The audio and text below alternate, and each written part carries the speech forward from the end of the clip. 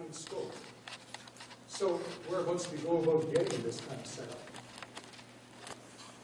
Well, I'm also in charge of the loaner program. Just by chance, one of the things that we pushed in the last little while is to get a solar telescope. And in fact, just a few months ago, or earlier this summer, we got the Skywatcher Star Adventurer equatorial mount.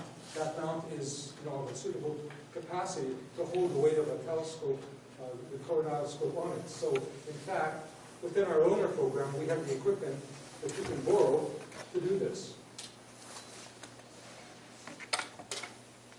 So I'll go a little bit through the equipment now.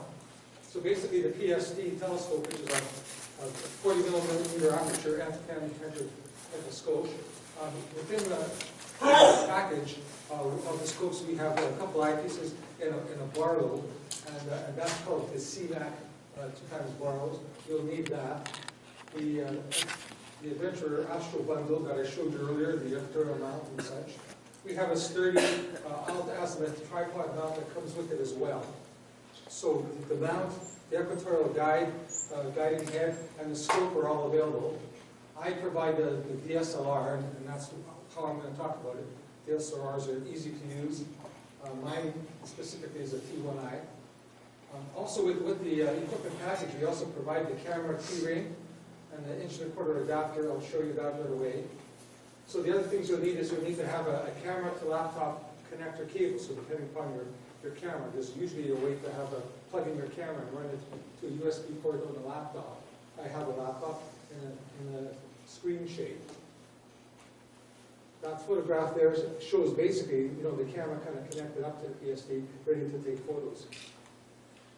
So there, you can see that I have an image of the camera keyring and the 1.25" adapter, so one screws into the other. And what you do, the little trick that you do in order to get the focus of the telescope to reach the camera, because you can't put the camera directly on it. It won't work. So you unscrew the little end of the bar lobe. The lenses are all right at the end. You unscrew that, and it actually screws into the T adapter right at the end. So you put it together, one piece into the second, into the third, and you effectively have the ability to photograph with the PSD.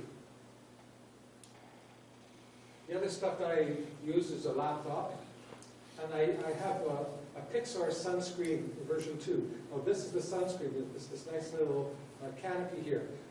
When you're trying to look at a laptop, anybody who uses their phone sometimes on a bright sunny day, you can hardly see that. You can hardly see a laptop. They're not bright enough on a day, so you literally need to put it into some area that's shaded and covered over.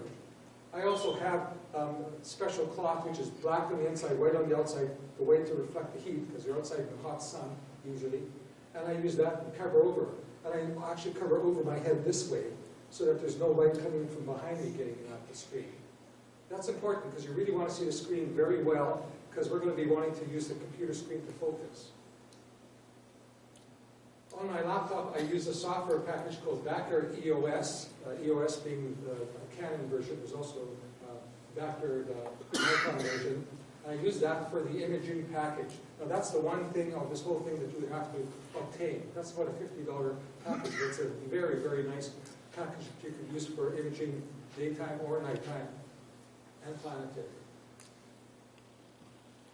So one of the things I've been doing lately, because it's kind of cold and you don't necessarily want to set up every day to discover whether or not it's worthwhile to go out there. So somebody sent a note talking about this long H-alpha network site. So 6 different major solar telescopes in the world have an image coming to it. So you often can see that image what it is right now. So you could see that if it was this day, there certainly are enough provinces making it well worthwhile to set up the scope and go try to get some images. If you don't find anything that's of substance, you can have a day off. So to operate the camera, I have the cable running from the camera to the Backyard EOS, and it takes over full control of the camera. You don't really have to do much on the camera itself. And it sets up all the things with exposure and all that per se. And then the other thing that I use, and I'll show you more about it, is Auto Stacker 2.0. It's a freeware package that does stacking of the images, and I'll talk about that further. So we're going to capture the image, so what do you need to do? Well, obviously, first of all, you should have done some stuff with the PSD. You have to learn what a focus knob is, and then there's a kernel knob on it that allows you, that makes just slight variances in the frequency of where the scope is tuned.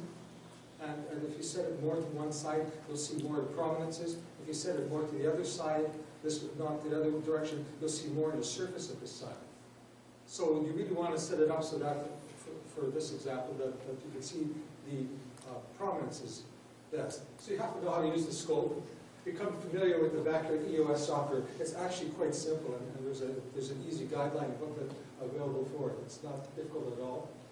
You'll have to obviously become familiar with the drive, the telescope drive unit. It does have a setting on it that you can set the mount to follow the sun. So the moon, the sun, and the sky all move at different rates. So you will set it to the solar position and then use that to track. So you'll put that, set it up, the tripod, you'll put the Adventurer raster bundle on top of it, and you put the PSD on it, and then you put the camera on it, put the T adapter, put that into the eyepiece, kind of tighten it all up, and then balance it. So it's always important that when you're doing imaging, that the mount isn't fighting. You don't have weight in such a position that the torque of the equipment there is preventing the mount from operating properly. So that's why I talked about balancing the whole setup. And then, as I said earlier, you want the PSD to show the prominences best, so you'll turn the kernel knob to do that. So there is what the backyard EOS screen looks like when it comes up in your computer. And this is what, now I've got it turned on, and I've got the sun almost centered. So to capture it, first thing I'll do is, in the first, where it says 1, I'll press that, and it will connect the camera. In this case, the camera's already connected here. And then I will go to the button in the middle there, frame and focus, and I'll turn that on. And frame and focus brings out this whole bit on the right side where you can actually magnify quite a few times the image of this what it magnifies up to 9 times what you see on the left side there. But what I do is I do something just slightly different for focusing. I find that actually the zoom box center piece here on the right side here, I actually find that this doesn't work quite as well. But if you press that 5 times button while you're on there, oh, let me show you one thing. Notice here that there is this box here. So if you press it 5 times, it will show you on that screen what's in that box. So there it is. So now you've got that image. You can see a little bit of the, this is a fainter prominence, but you can see the prominence there. So now you take the time to focus. And I will spend 4 or 5 minutes focusing. I'll go back, forth, keep going until I know I can see the most detail. Often one of the things that helps you see the most detail is you will see some detail here in the sun as well. Not just some of the smaller ones will come into focus, but you'll see details on the sun itself. Very important. It's true of all astrophotography. If your camera ain't focused, you're not getting a good image. So we will then turn to a planetary mode. And that's a mode that will take multiple images and actually creates an AVI type movie. So it will shoot multiple frames and put it together in the movie frame. I like to set it to about 500 frames, which is about a 25-second period that it will be grabbing the images.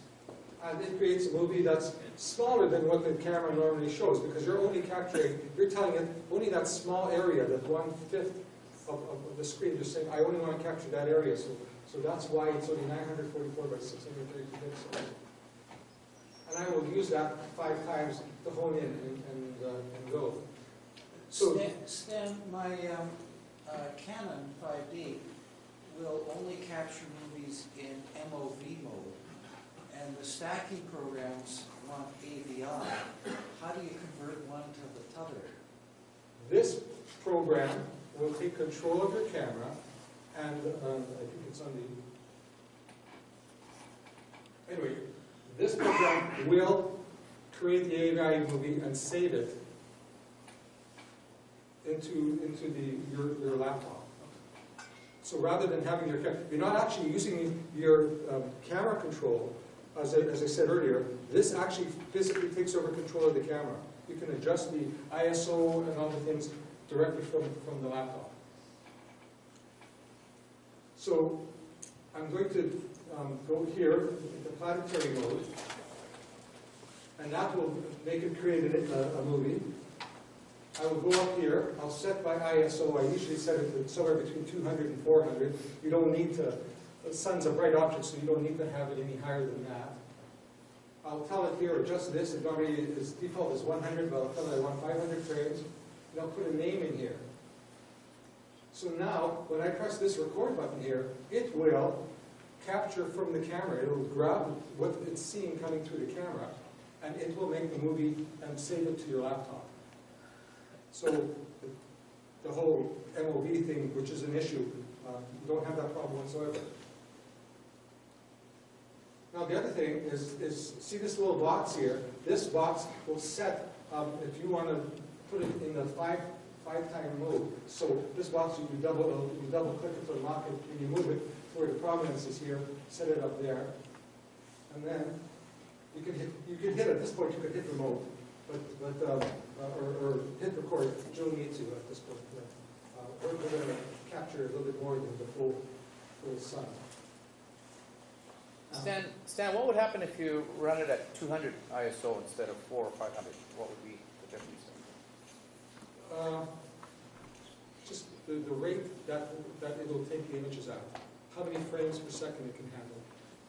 So it's called 400 ISO. It captures about 28 frames, 25 frames per second. Okay. So this box is movable. And so one thing you'll find out about the PSD is it has what's known as a sweet spot. It's brighter in the middle. You can actually see how it dims here at the edges. So it captures the brightest part of this object. I put this. I put that where the prominence is, right in the center of the frame here. So here's the one that I was explaining to you earlier. So this is what you get captured. 2 frames stored on your laptop. One is this top one, which is a folder which will have the 500 individual frames in it. So you can actually go and see like from 0001 to 0500. You can see the individual frames in this one. Or this is the AVI movie.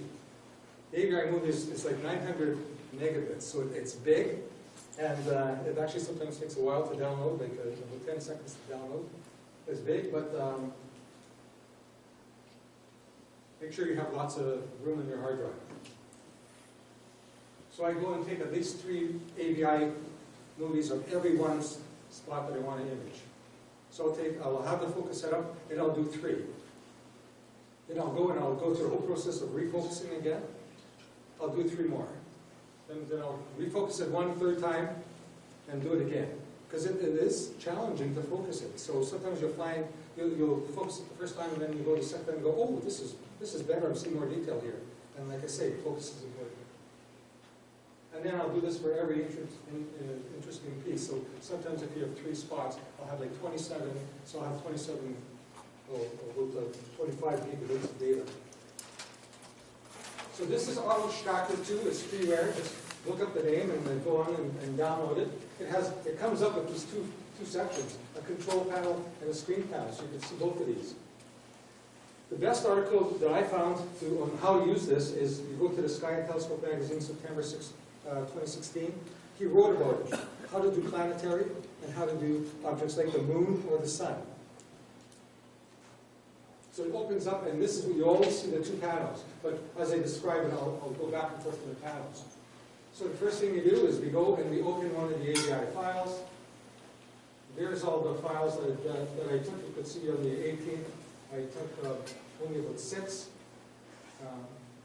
And so that's the one that I wanted to do. Press it there, highlight that file, and then open it. So one of the things you need to know is that you will have to set the options properly if you want to do this, do an object like the moon or the sun. You'll have to put it, take it off the planetary and use the surface option, the gradient option, not the edge, because the difference is when you're shooting a planet, it's very small, so it makes it a little bit more challenging for the software to pick it up. When you're shooting the sun like this or the moon, it's something very big, so the program is written to work best two ways. So you don't want to confine your node. So this is how you set it up for the sun and then local points. When you get to the other, then you'll see, once you've opened it, you'll see that there is the image that it's saying, and this is a live image that it's saying, or the first frame rather, that it's software file. You'll take this box, move it over the top of prominence, and then you'll go and you'll analyze it. Now here's an analysis of the frame. You can see that at over 500 that it's saying, well, some of the frames were really, really good and some of the frames are really bad. You know, turbulence and such, the skies, especially when you're shooting the sun in the summertime.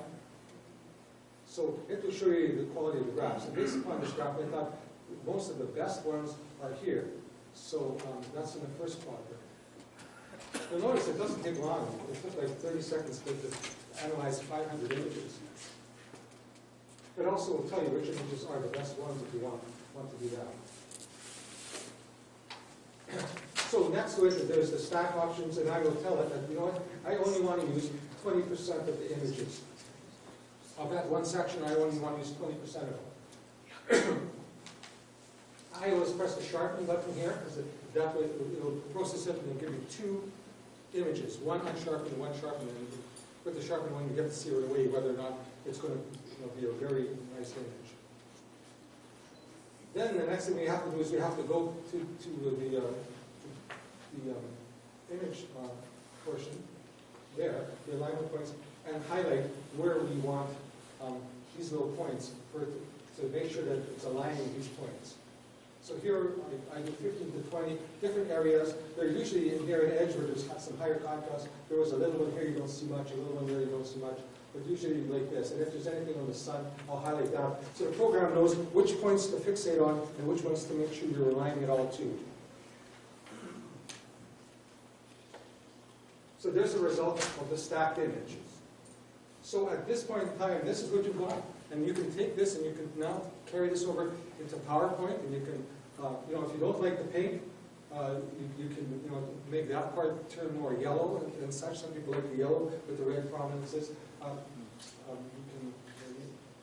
You can do a little bit more of the, you can increase the contrast and such. But that's basically what the images looks like when you've done the processing. So relatively easy. I mean, it's not a difficult thing to do. You borrow a scope, you make sure you have the software, and you can run this. And I'm probably going to put this as an article in the newsletter. So as a result, just this past year, here's some of the nice ones that I did. That was a particularly nice day. This one was really active, and if you do it over time, over a period of time, you can actually see changes to these things. And see this one? An hour later, we'll go back. All of a sudden, this one forms a little cross here, and then it has this little piece like this. So prominences are very active, and they're very exciting to image. What I liked about this day was also that they captured a lot of details on the sun as well, reflected on the sun.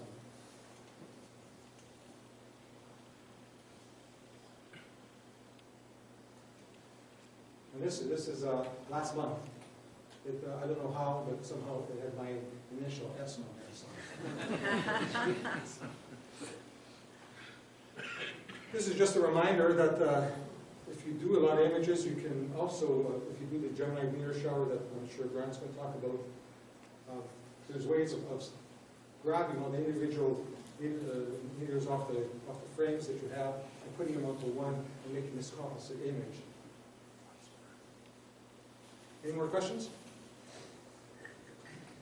It's quite easy to do, and you can use club equipment, and if you like it enough, you'll find yourself buying a solar telescope. One for you, Stan. People will look on YouTube and research the aspect after they actually show you a video on it, show you what to do. Using your AstroStack, you can look at a YouTube video. AstroStack? Yeah. Well, that's just a different program, yeah. Yeah, I'll show you. I like this one. This one's very sweet. This is one of the latest stacking programs, and it's one of the most preferred by many people. You can Pardon me? Can you use it on a map? A map booth? A map? Yeah. Yes, I believe the Ostrich Stack does have a map version. Because you also asked backyard and backyard. No, Backyard EOS is specific to the Canon, but Backyard Nikon. The mats. Oh. The software, the Yeah. computers. Yeah, sorry. PC only. I don't like that, so. Anybody else? So it's really easy project for somebody to try. Good. Thanks, Ed. One moment.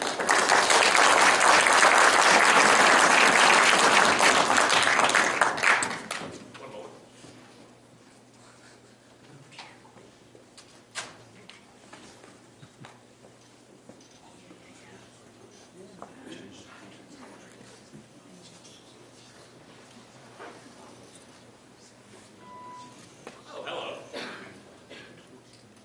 Good evening. Welcome. Is there anyone new here? Raise your hands. All right, not bad. People on council, could you raise your hands? Okay. We vastly outnumber the new people. Cool. New people meet council. Council meet new people. Come say hi.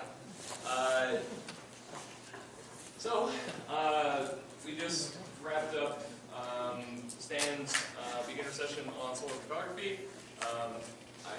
I will say a lot of that looked kind of technical, but that's just kind of how software goes. That said, I certainly wouldn't let yourself be intimidated by it. And as Stan was saying, we do have the equipment that you can try this out with. So, you know, the worst that's going to happen is you're going to cost yourself a little bit of time of trying to figure things out. And there will be a variety of support around to help you out, definitely on the email list and that sort of thing too. So I recommend giving it a shot. Some other advice that I can give for any kind of solar imaging is wear sunscreen.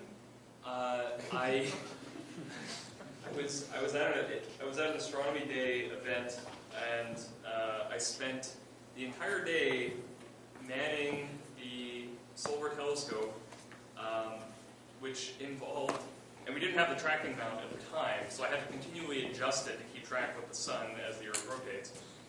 And after about 4 hours, I noticed my nose was starting to get quite warm. So, just pro tips. So tonight, I'm going to run through a handful of announcements. Then Ryan will give us a what's up, which is just what's up in the night sky. We're clever with our titling. And Ian Cameron will be giving us a what's new. So what's new in the realm of the science of astronomy. Oh, right. I'm totally missing chunks here. We'll do a refreshment break. There's a bunch of snacks and goodies. That does not include Ian.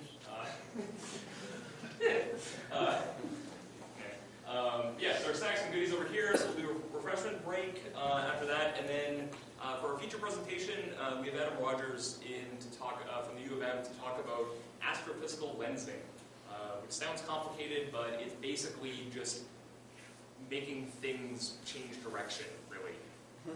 Right? That's basically it. So, but he'll get into it a lot more than that. So, looking forward to that. Into announcements.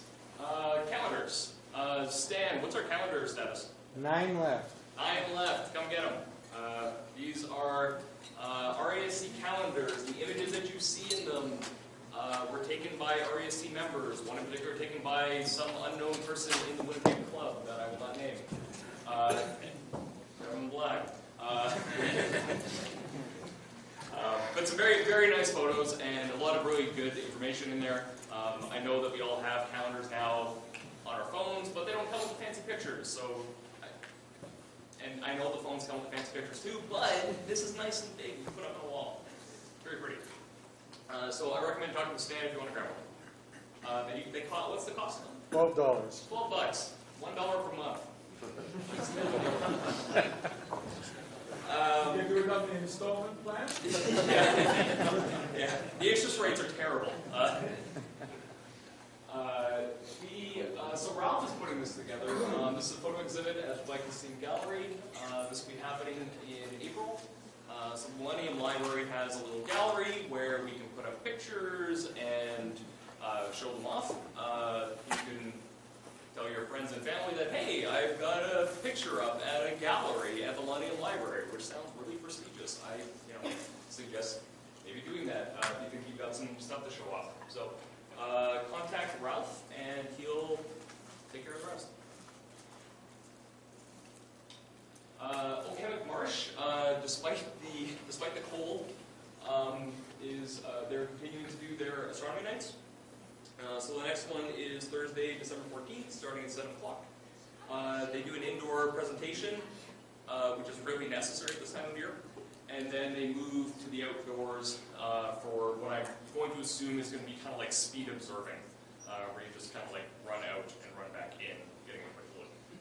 If you are an RASC member, they will waive the $10 entry fee if you bring a telescope along and help out. I'm guessing if you brought the telescope along and didn't set it up, I mean, if you went that far, you may as well set it up and show some people some cool stuff. But yeah, if you just want to show up, it's a good time just to hang out with some folks and do a little bit of observing outside of the city. Telescope loans. Stan was talking all about the solar telescope, the mount that we have available, and everything that you can do with that. Stan, what is our current status of other telescopes? We have 2 of the 8-inch Dobsonians coming back in today. One is already spoken for, so the one will be available. If nobody takes it, I'm sure the individual will probably want it for 1 more month. Okay. And the solar scope here? It is. Okay. So the solar scope is here, and 1 8-inch Dob. Is the solar scope spoken for? I'm sorry. No. No? Okay, so a solar scope is available, and there's an 8-inch Dob available. I really recommend the 8-inch Dob also. It's kind of the classic beginner telescope, nice light bucket, and it's really easy to set up. It's right there. Like, this is the mount, and you literally take the telescope and you drop it in. You're done. That's basically it. So it's very simple to use, and your biggest challenge will be the cold, honestly, this time of year. But hey, I mean, short setup time is really good when you don't want to have to worry about setting. You don't have to worry about the weather. So yeah. So anyway, as with many things, just talk to Stan. He'll get you set up. Oh yeah, also the telescope loans, that's only for members, so just reminding you of that. Including other things which are members only. The Glenley Observatory that we have south of the city. If you are a member, you can gain access to this, which has some nice amenities, particularly the warm room. And we've got a couple scopes down there that you can use. So if you'd like to gain access to any of that or get some training on how to use any of these facilities down there, reach out to Brian. He'll be doing the what's up. And he's also waiting over there. Yeah. So. I've got some more keys. And he's got more keys. It's great. Yeah. Okay. That about wraps up the announcements. Does anyone else have from council or anything have anything else to say? No other announcements? Oh, I know one. We have. Well, we've got, so as usual, we have old, what I like to call vintage, well, these are from before I was born, vintage magazines. 1981. Yeah, there were stars there. Were there? Like, did you have, Proto stars. was there any form of technology back then? You have to read the magazine to find out. Anyway. Just enough to print the magazine. Just enough to print the magazine. That's all they had. These were handmade, people. Like, these were printed out manually. Nice. Yeah. So these are here. Also, if you're a member, obviously you get Sky News. It's part of your membership. But we've got a whole bunch of these that you can hand out and drop off. I recommend dropping these. At your office, or giving them to friends who might be interested in astronomy, or dropping them at the doctor's office where they have the claims from like 1995, right? Like somebody might actually see this and think to themselves, "Oh, hey, 2017, cool, right?" So it's a good way to just try and get the word out because astronomy's cool. Yeah. So if you want any of that, feel free to come down and grab it. It's free to you. So, yeah. So we'll move on to what's up. You got one, Jay? Yeah, I just thought I'd mention, there's a Kickstarter campaign for a group in Switzerland and France that are building a small telescope which is computer controlled, but instead of an eyepiece, it has a OLED screen in it, and what it does is it integrates light so that when you look through it at galaxies and nebula and stuff like that, you see what's the kind of image that you see published in magazines, instead of the faint fuzzies and stuff like that. So I sort of presented it to the council that we should get one. The council, like any bureaucracy, moves a little too slowly, so I actually put in $1,500 in Kickstarter, and it's due to be delivered next year. The group that's doing it wanted to raise $150,000. They raised somewhat over $2 million. So I think it'll probably go through, but the deal is that when it arrives, the center here has the option of purchasing it from me for that $1,500. And it'll be a really nice scope for public star parties for your own use, because now instead of looking at the Andromeda Galaxy and not getting the same kind of a view as is on the outside of the box that has the telescope, you will actually see the Andromeda Galaxy with all of its dust lanes and everything else through this instrument. So, Yeah, it's called the November EV next scope, year right? is the scheduled delivery time. We'll see what happens. Jay, that's the EV scope? That's the EV scope? Yes. Yeah. You can look it up online, EV scope. Is there a question? No, we're good. Okay, cool. Okay, take it away, Brian. Thanks, Brendan. Okay, so let's talk about what's up for the night sky for December. We're going to start off with some of the planets. Unfortunately, some of these planets are going to be strictly for daytime. So, for example, Mercury. It's going to start off pretty much in the day, but by the end of the month, it's going to be a morning planet. And we'll achieve its period on the 12th. Next, we have Venus. That's a little too close to the sun, so unfortunately, not really visible. Next, we have Mars, one of my favorite planets. It's going to be in the Virgo constellation. It'll be a little low in the sky, but again, it's going to be mostly a day planet. But it's going to hook up with Jupiter starting in January of 2018. And it will eventually move on to Libra constellation, same thing as Jupiter. Again, it's going to move into Libra. Again, it's a day planet. Below in the sky, will reach a conjunction with Mars in the beginning of January of 2018. Next, we have Saturn. Way too close to the sun, can't really see it. But it will be in conjunction with the sun on the 21st. Okay, here's kind of a top view of what I'm going to talk about, the planets. Okay, so we have Mars and Jupiter, right? It's on the, when facing the sun, it should be on the left-hand side, right? And the other planets are going to be on the right-hand side. As you can see, we have Venus and Saturn are almost pretty much behind the sun. Mercury is almost in front. So that's how it looks.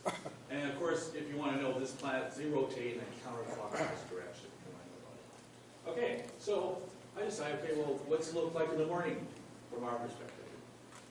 And it's going to turn out to be Jupiter, and then we have Mars. So that's pretty much our morning planets. Not so much, but Jupiter will dominate pretty much the daytime. Oops. All right, so around 1 o'clock high, we'll just do 1 or 2, but I'll have to. So we should have Saturn and Mercury here. We have Venus. Then we have Jupiter and Mars. Here's the constellation Virgo. So basically, those are the planets at roughly at high noon. Of course, the rotation of the planets, everything, Mercury and Saturn will be going behind the sun. Venus will get too close to the sun by the month end. And Jupiter and Mars will connect right about here in Libra.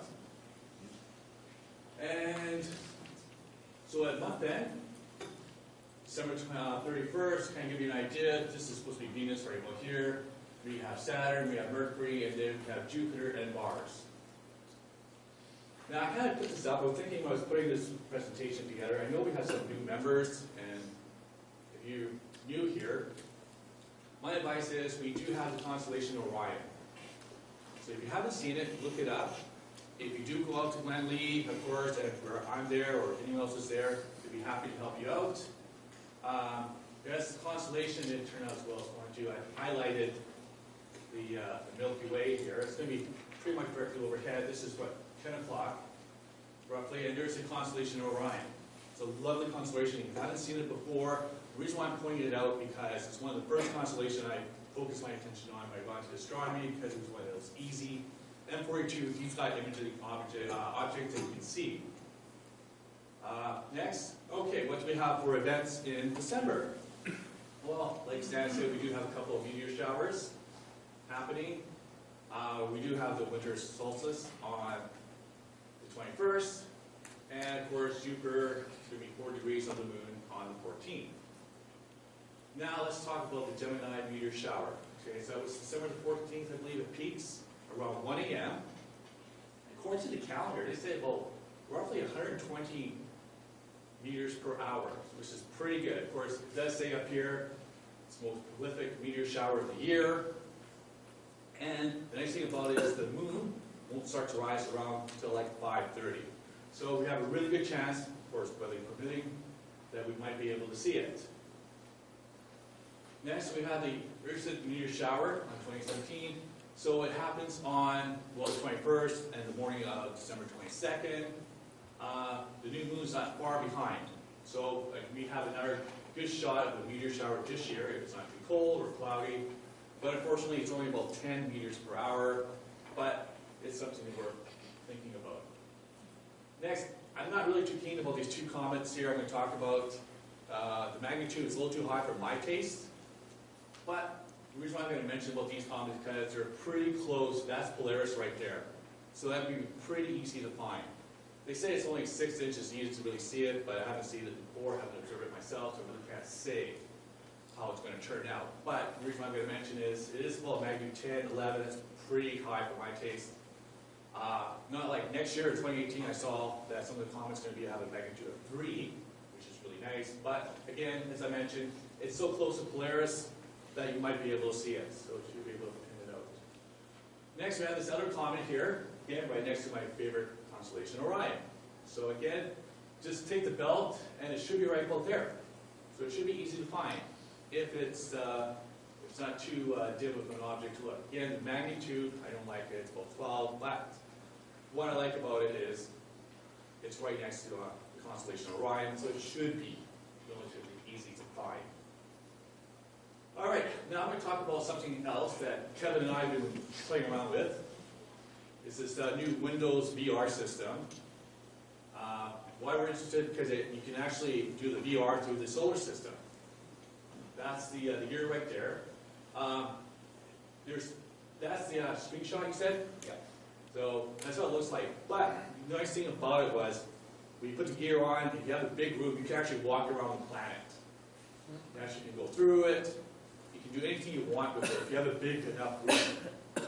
So, and of course, the nice thing about it is, of course, it's in VR. It's very super high res, like 2K, 4K, or something like that. It's 4K, but up to 2K per eye. Okay, so 2K per eye, so it's really high res. And of course, you need a quantum computer to Yeah, So anyway, but what I want to mention about it is, like, it's got 2 modes. You got like this really close-up view of it, where all the planets like this get close up. You can actually see the asteroid belt too, and then you can walk through it, out of it. It was so realistic, I swear to God, when Jupiter's swirling around, I ducked. It looks so real. It was like, what am I doing? It's over here. But it has some black holes, and of course there's another program you mentioned, Star Chart VR. Yeah. But this one here, the Galaxy Explorer, it's kind of like the beta version of it, I believe, so they're still working out, but it's a really nice program to try it out. Cost? It's free. Cost the programs are actually free, but they're still in beta version, so you got to work the bugs out and work driver issues. But you need a headset and a health computer. And any headset or what's the... Well, you need a new headset, so we're fine with it. Oculus or HD Vive or Acer, any of them, all work. Yeah? Yeah.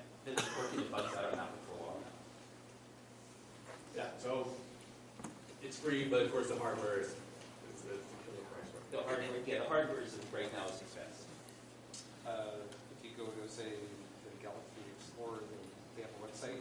Yeah, it's actually on virtual, it's actually under the Windows, actually on the Windows Store. You can just download it, it's free. But where do you find out what they specify for hardware requirements? Oh, if you want to know exactly, like what's... They have specifics, so I'll tell you the minimum you have to have. I think it's a 970 video card for NVIDIA. I jumped up to 1080 Ti, We'll talk about it. Okay. And of course, then there's a realistic mode where the space between the planets are actually the scale. So there's Kevin. Hey. That's his next best thing to a quantum computer there. Right? So that's how the goggles look like. But if you have a room you can actually walk around through. That's him again. Those are the controllers here. And that's what you use to navigate through the solar system. Again, you can actually walk around it if your room is big enough. So it's a really nice program. You know, if you had a chance to look at it, but of course the gear is kind of expensive, but it's really impressive. What else? That's all I have to say. Thanks.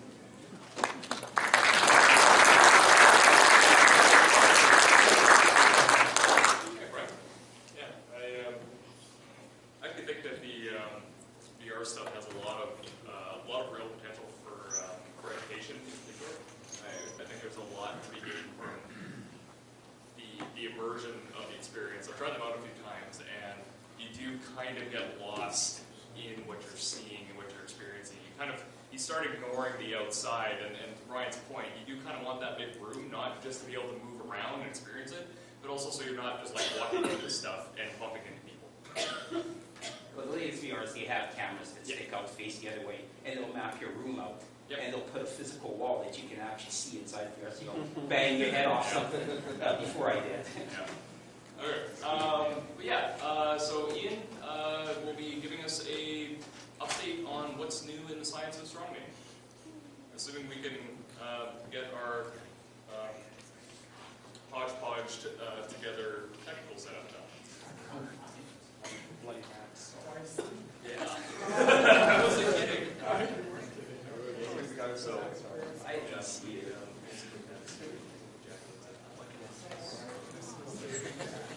Oh, it's...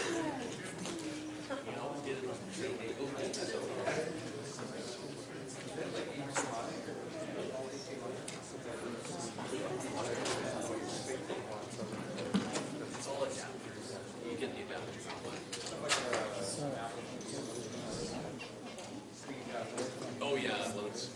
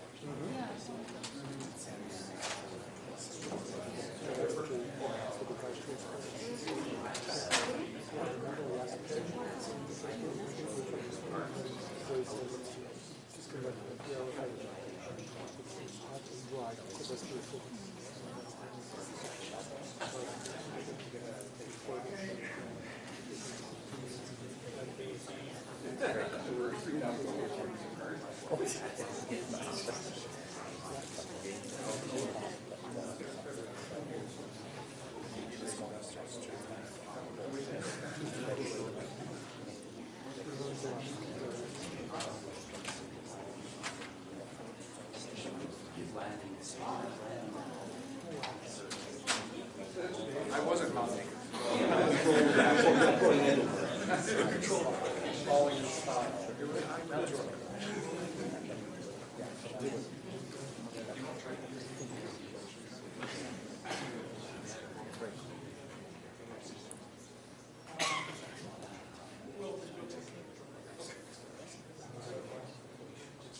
Do I need a mic?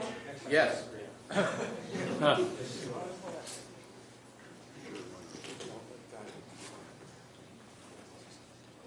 It's being recorded, that's why.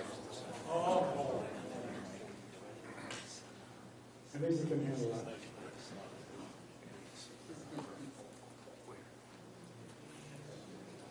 We'll just Okay. I get to do a little exercise up front. Get your stretching in. Get my stretching in, yes. Okay, so what's new? December.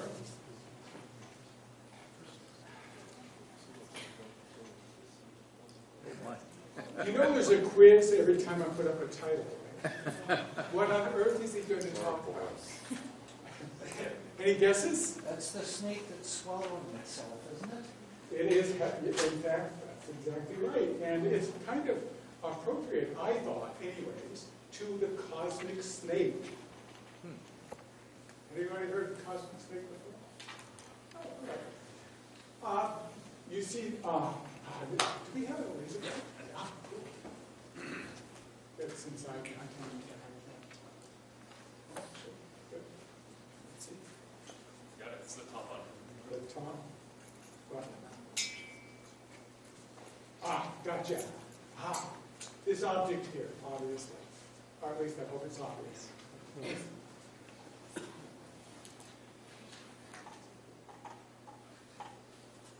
Now I've got pistols. There you go. You can point at both screens now. Oh, I can't. But, yeah, I'm not the one who's supposed to challenge, but maybe I will be here. Yes, okay, so yes. Here we go. Cosmic snake. Basically, okay, what you're having a look at, and is our featured speaker here already? Yes. Good. All right. He's going to talk about phenomena related to this, okay? So I'm not going to talk too much about it. If you have any hard questions, just save them for him later on. Of course, he appreciates me making this comment up front right now. Okay, so we have gravitational lens here, all right? And what in a way, what we've got is we've got a super telescope, okay? Because not only do you get multiple images, okay, you get magnified images. And this galaxy is a galaxy far, far away, okay, which you just do not normally see this kind of detail in. Of course, yes, it is a little dwarfed. And what's really kind of nice about this is you notice that it sort of follows where all your gravitational axes are. Okay, so it's actually bent. So this is behind the lens. Okay? And so we have this nice image here. We actually have several images. There's 5 in total for this one.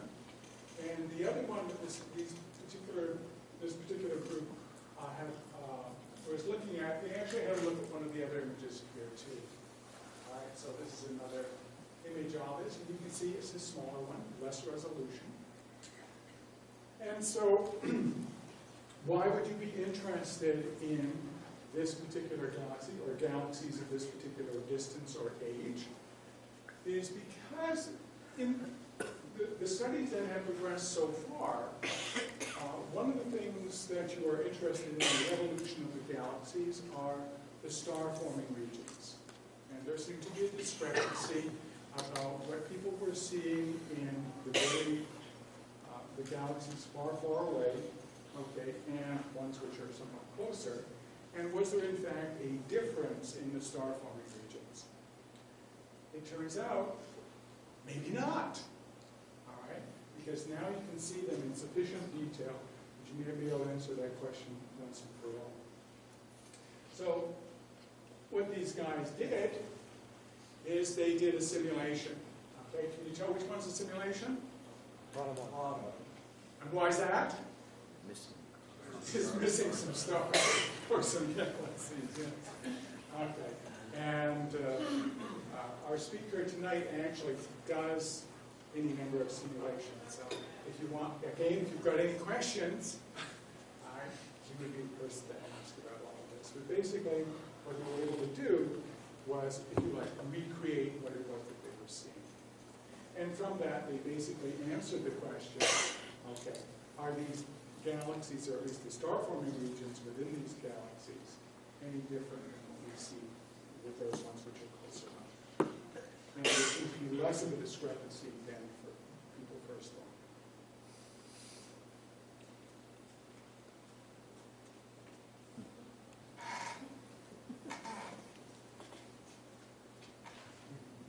Not even a chuckle.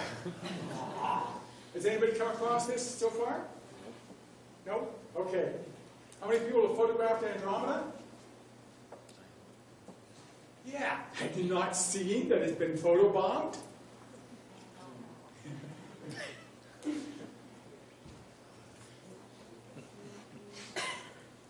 It turns out, okay, that, again, a group, were looking at this object way up here in the corner, and they were looking at a variety of wavelengths.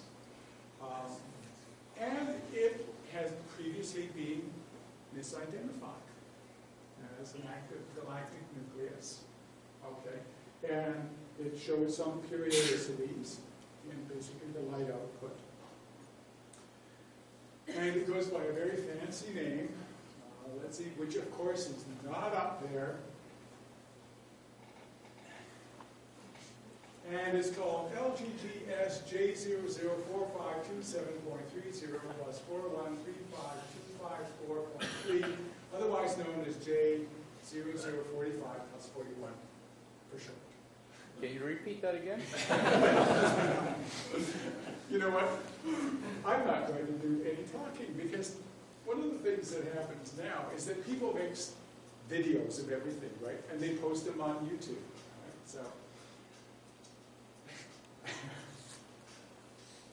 So I'll let this more or less speak for itself. Oh, I needed to plug this in, didn't I? Audio. Sorry about that. Oh, you don't need the audio, not very good. Since it's all in text. Basically, the conclusion they've drawn is that we have two supermassive black holes orbiting one another. Okay.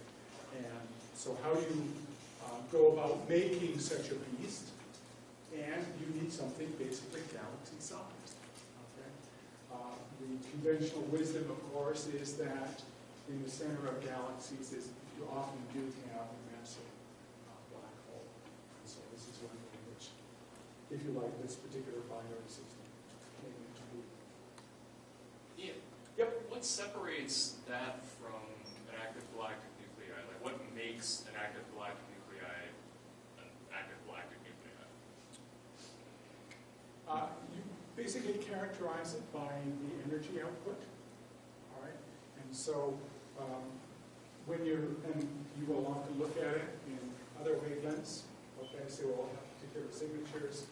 Here you're seeing a combined optical and X-ray image. Basically something which is well active. Yeah. Okay, lots of energy. Yeah. And that's basically sort of the signature for it. If you have a look at it optically, you probably don't see too terrible. That's a little bit of hand waving. Do we have any active galactic nuclei experts in that?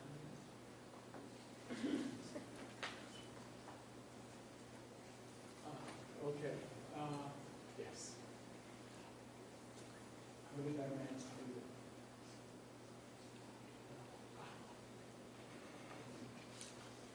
What's in a name? This is a real cool name. Yes. A real cool name.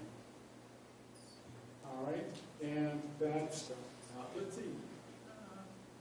Do we have this transposed? It should be I1. Okay. Yes, it's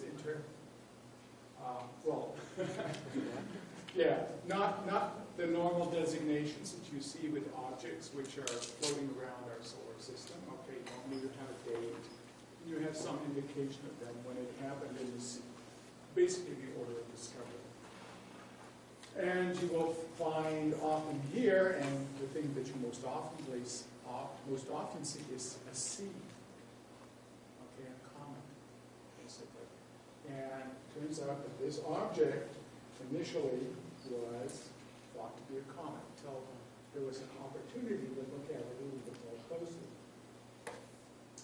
So this is a Pan-STARRS object. Okay, can you see it there? Yes. Astronomers have no imagination. They put things right in the center of the frame. All right? So, you got this cool object sitting there. Okay, how cool is it? Oh, wow. That's how cool it is. All right? So this is an interstellar object.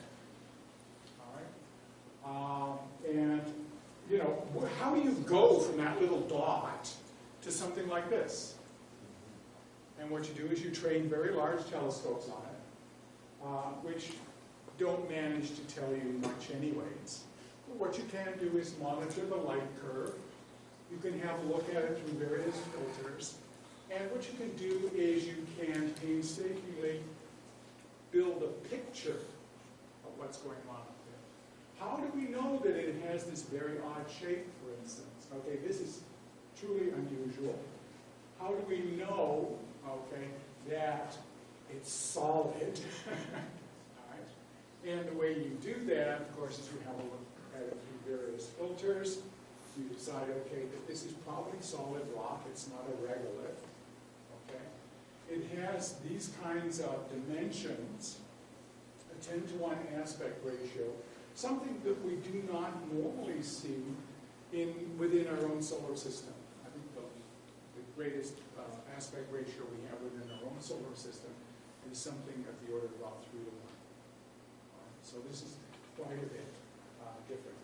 And so how do you know that you're looking at this sort of thing? Well, if you have a look at the magnitude of the light variation over the period at which that variation occurs, okay, you can tell something about the shape. And you can also do a little bit of determination of the actual physical size, 400 meters out. And it's tumbling, correct? Yeah. All right. And that's why you can, it's nice that it's tumbling, Yes. in fact, because that's how you manage to derive more information about it than you might otherwise. So, how do we know that it's interstellar? Speed. Hyperbolic orbit. Somebody's done their reading, License plate. okay, and the plotting has been sort of done, so it came out of, well, it didn't come out of nowhere, but since, oh, that went too fast. Let's see if I can take that back. Oh, no, we're fine. With this one. And it's inclined to the plane, the orbital plane of, if you like, the Earth around the Sun, the ecliptic plane. All right, so plane of the solar system. So it came sweeping in, okay, picked up a little bit of speed as it wandered by the Sun, and is leaving at a reasonable sort of velocity as well. Its path across the sky, okay, looks something like this. All right.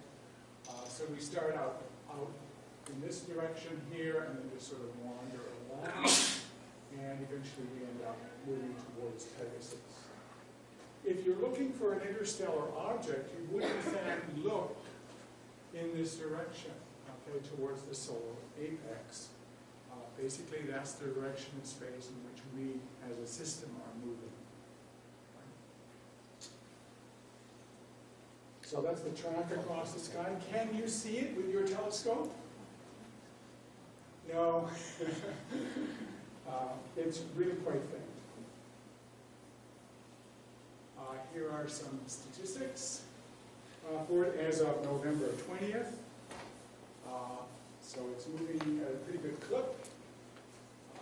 When it basically swung by the sun, it was going about twice as fast. Okay? So we're actually, at the escape velocity for the solar system. Currently, sort of distance between Mars and Jupiter. I mentioned its inclination to the ecliptic. And basically, this is the schedule over the next look. It has this great name. How's your Hawaiian? And so pronounce that for us? I can give it a shot. Let's see. More. Yeah, this is a glottal stop here, so we're going to work at that a little bit more. Okay. So there's our first interstellar group. Ian? Yep. So how many other stars do you think it will be zooming by and changing its path? Like, it wouldn't just be our sun that this object just by chance. Now, it's been traveling for a very long time. Yeah. And you can tell a little bit about that from the photometry. Right. Just because it's headed out that way now doesn't mean it's going to not Yeah. catch another star and then get... Yeah, I don't know if they've actually sort of looked at that. So I have no good answer for it. Let's say yes.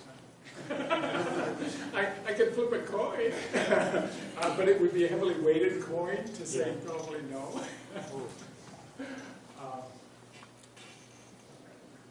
But I'm not really sure. I mean, if something's around there for long enough, there will be those kinds of encounters. It seemed appropriate, since we're talking about interstellar visitors, to talk about our little probe out into the unknown. Just a little while ago, the folks at NASA decided they would check out the thrusters on Voyager 1 after 37 years of inactivity. What they had been finding is that the attitude controls have been gradually degrading over time, and this will actually prolong the usable life of the spacecraft. And so the folks at NASA were really very excited about this, and there's a proposal now to do the same for Voyager 2 in the next little while.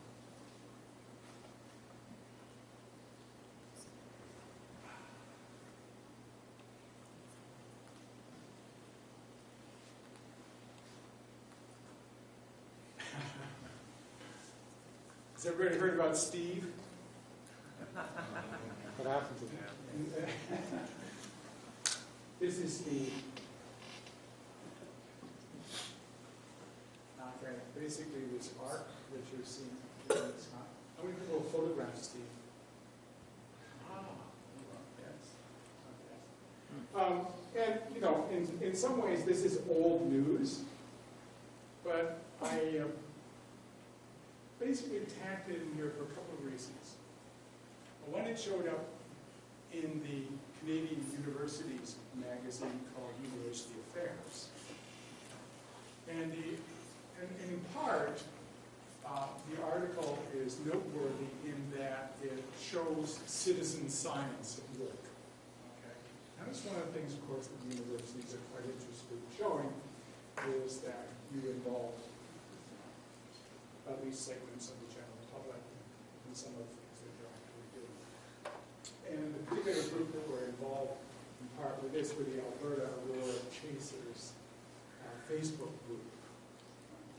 And they supplied a lot of photos because they were apparently mildly fanatic of rural photographers. And so they were out sort of any chance for getting photographs, and in some ways a serendipitous meeting of an auroral researcher and members of this particular group. And they showed them the photograph, and they had some notion of what it was, and they said, no, that's not what it is.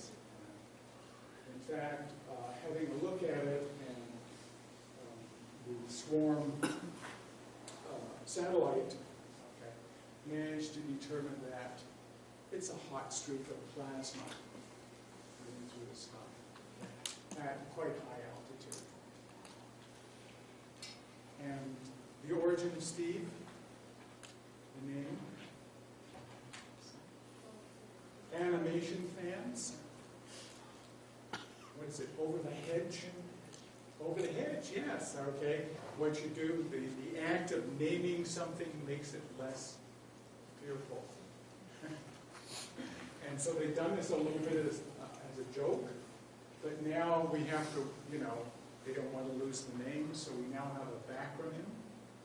You all know what backronym is? Good, okay. So Pretty now it's a science. strong thermal emission velocity enhancement, otherwise known as Steve. So Steve is not going to change his name. And that is it for the session.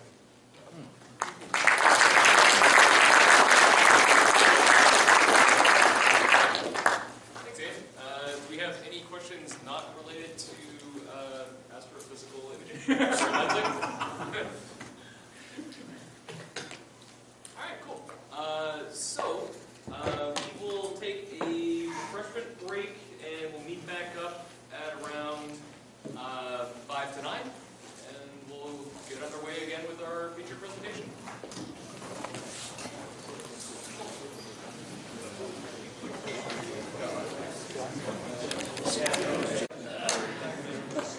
All right. So,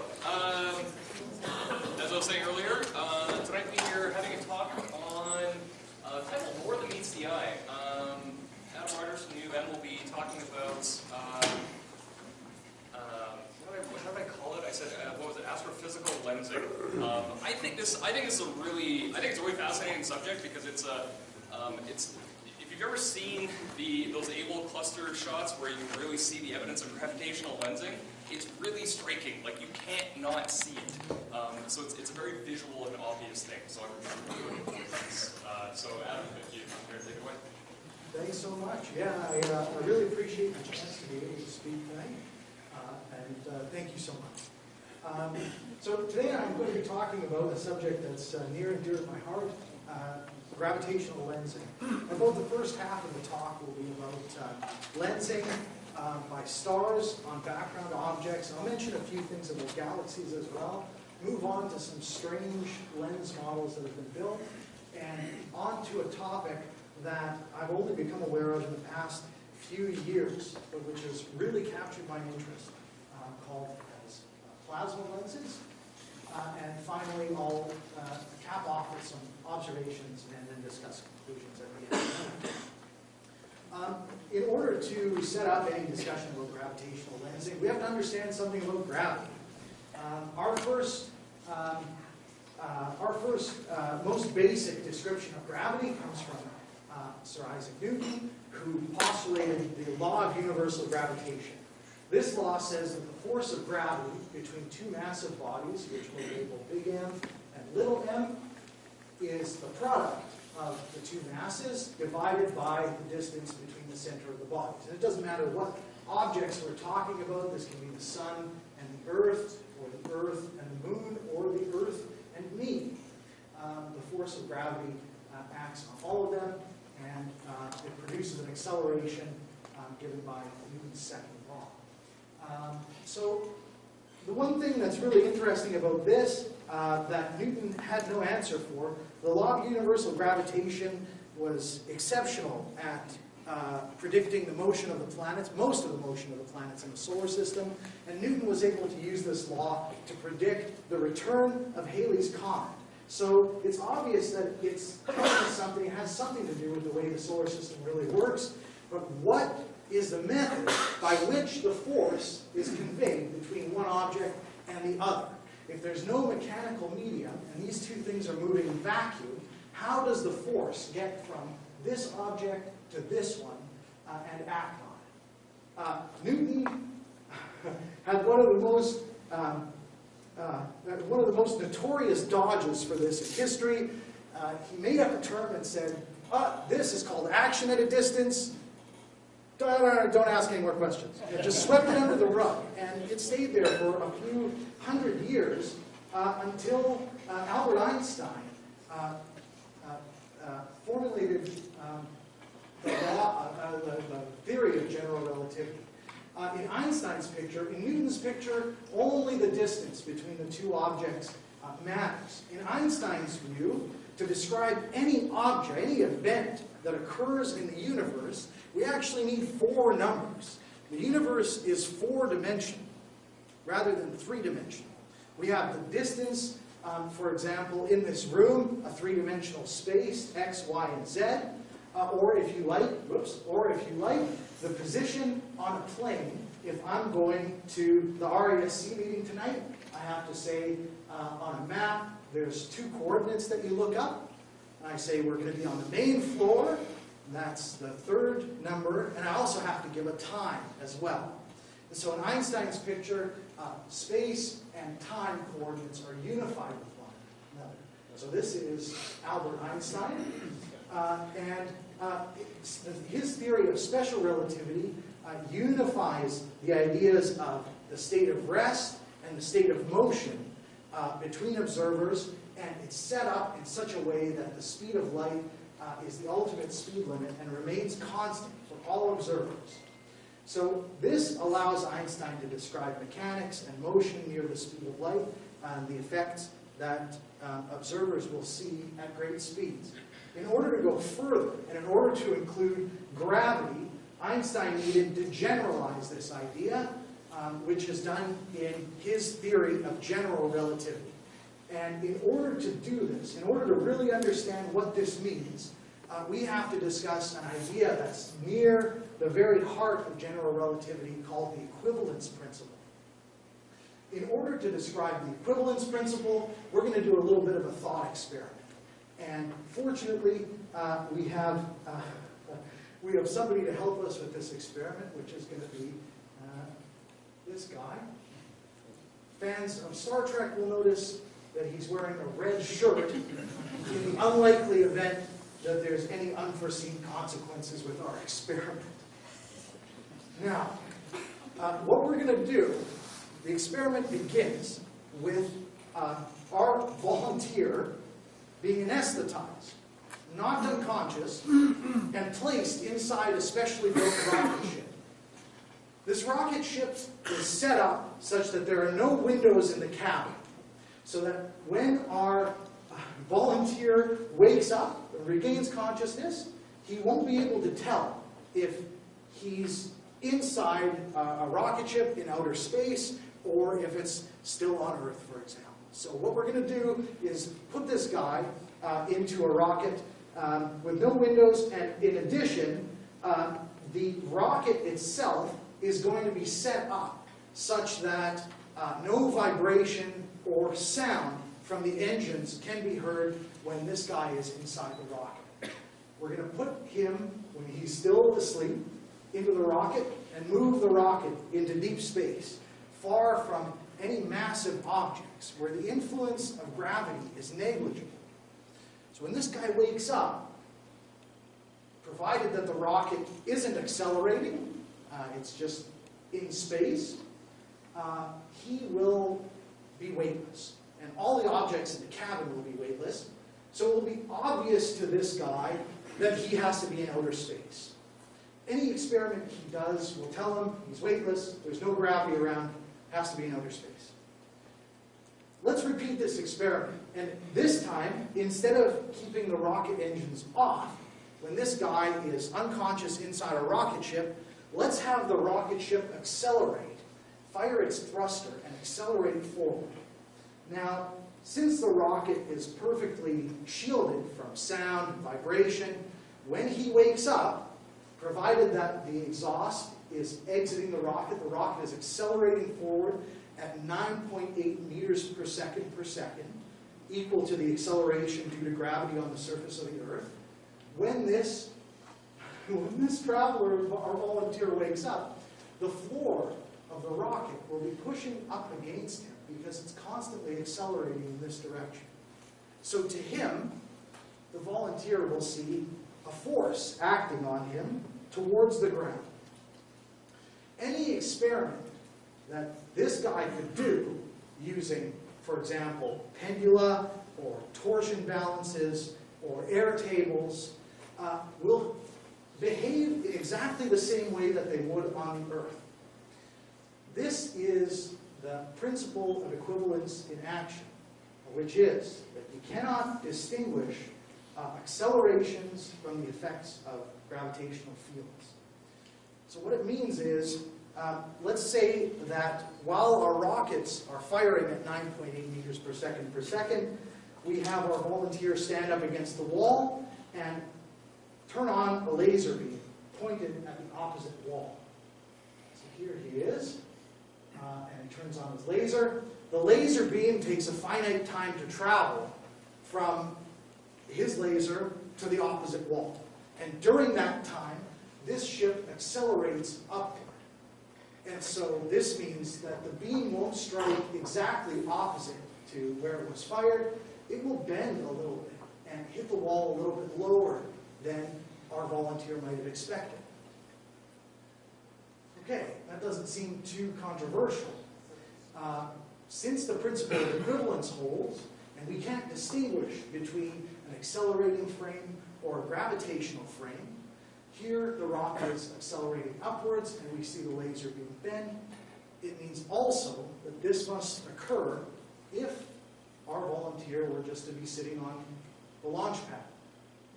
This means that gravitational fields have to affect the path of light rays. These two situations, the accelerated rocket at 9.8 meters per second, or the acceleration from the Earth's gravity, 9.8 meters per second, are equivalent with one another, and they can't be distinguished. So in Einstein's view,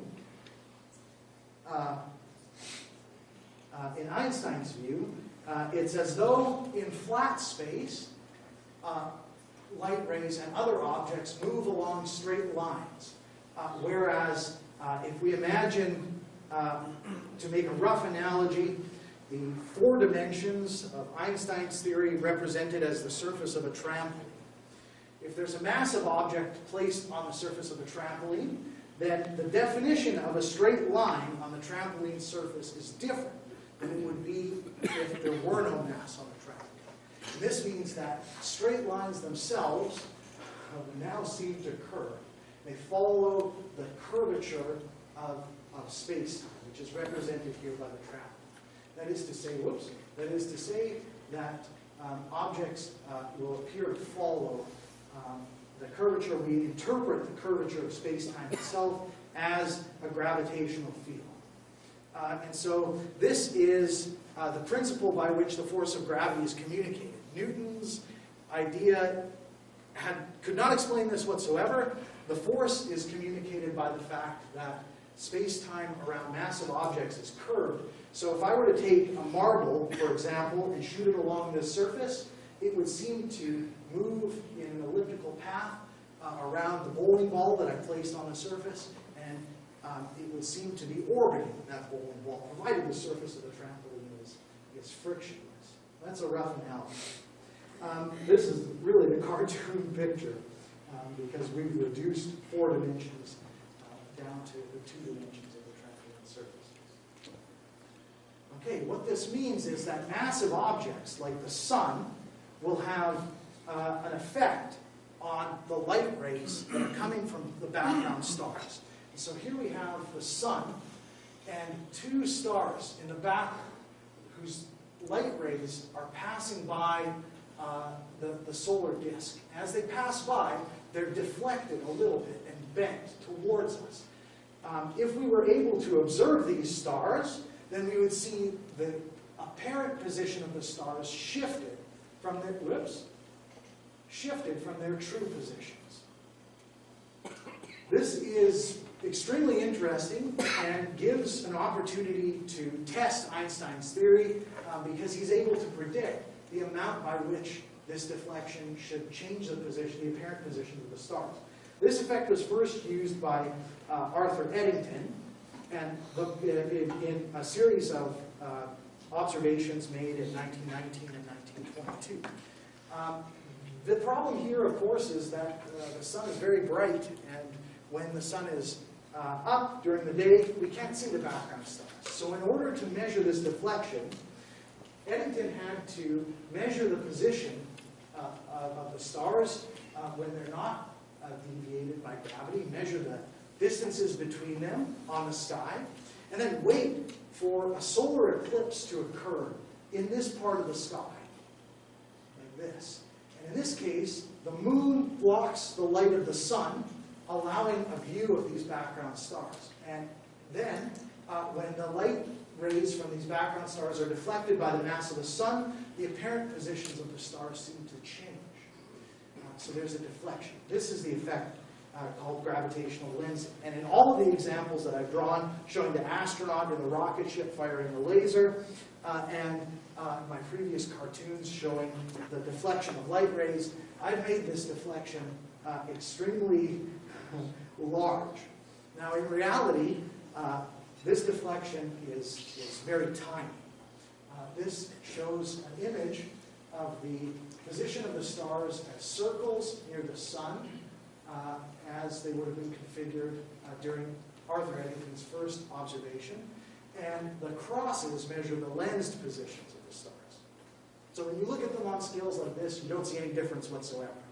Now, if you zoom in on one of these stars, then you can see there is a small deflection for each of them.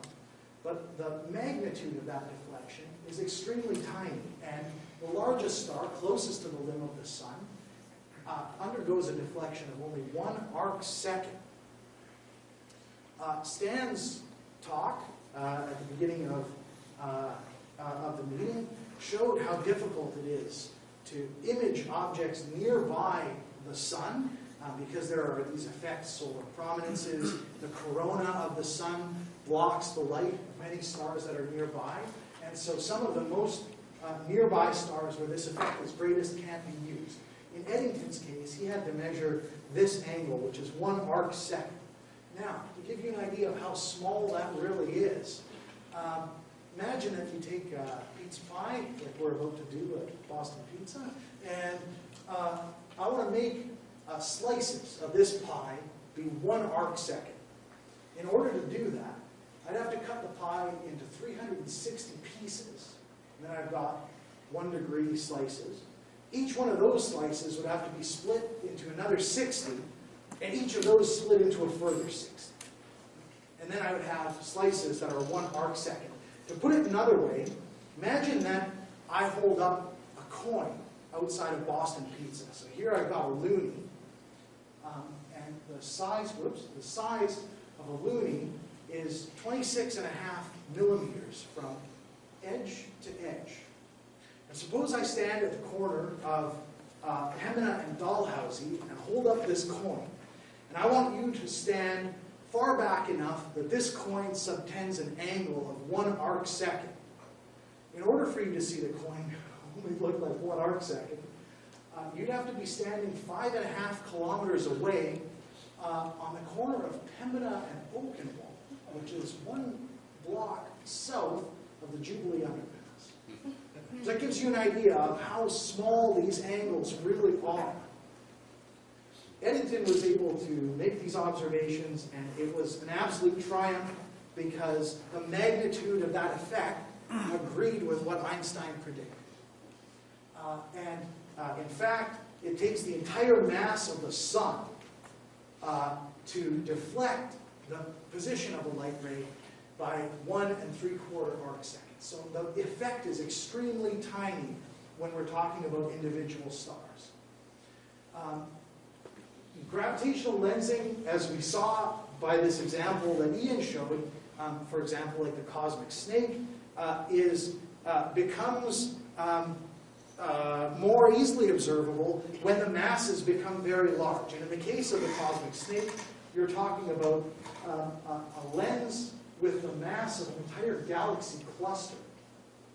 Now, the shape of the mass that we're talking about determines the nature of the mirage produced by it.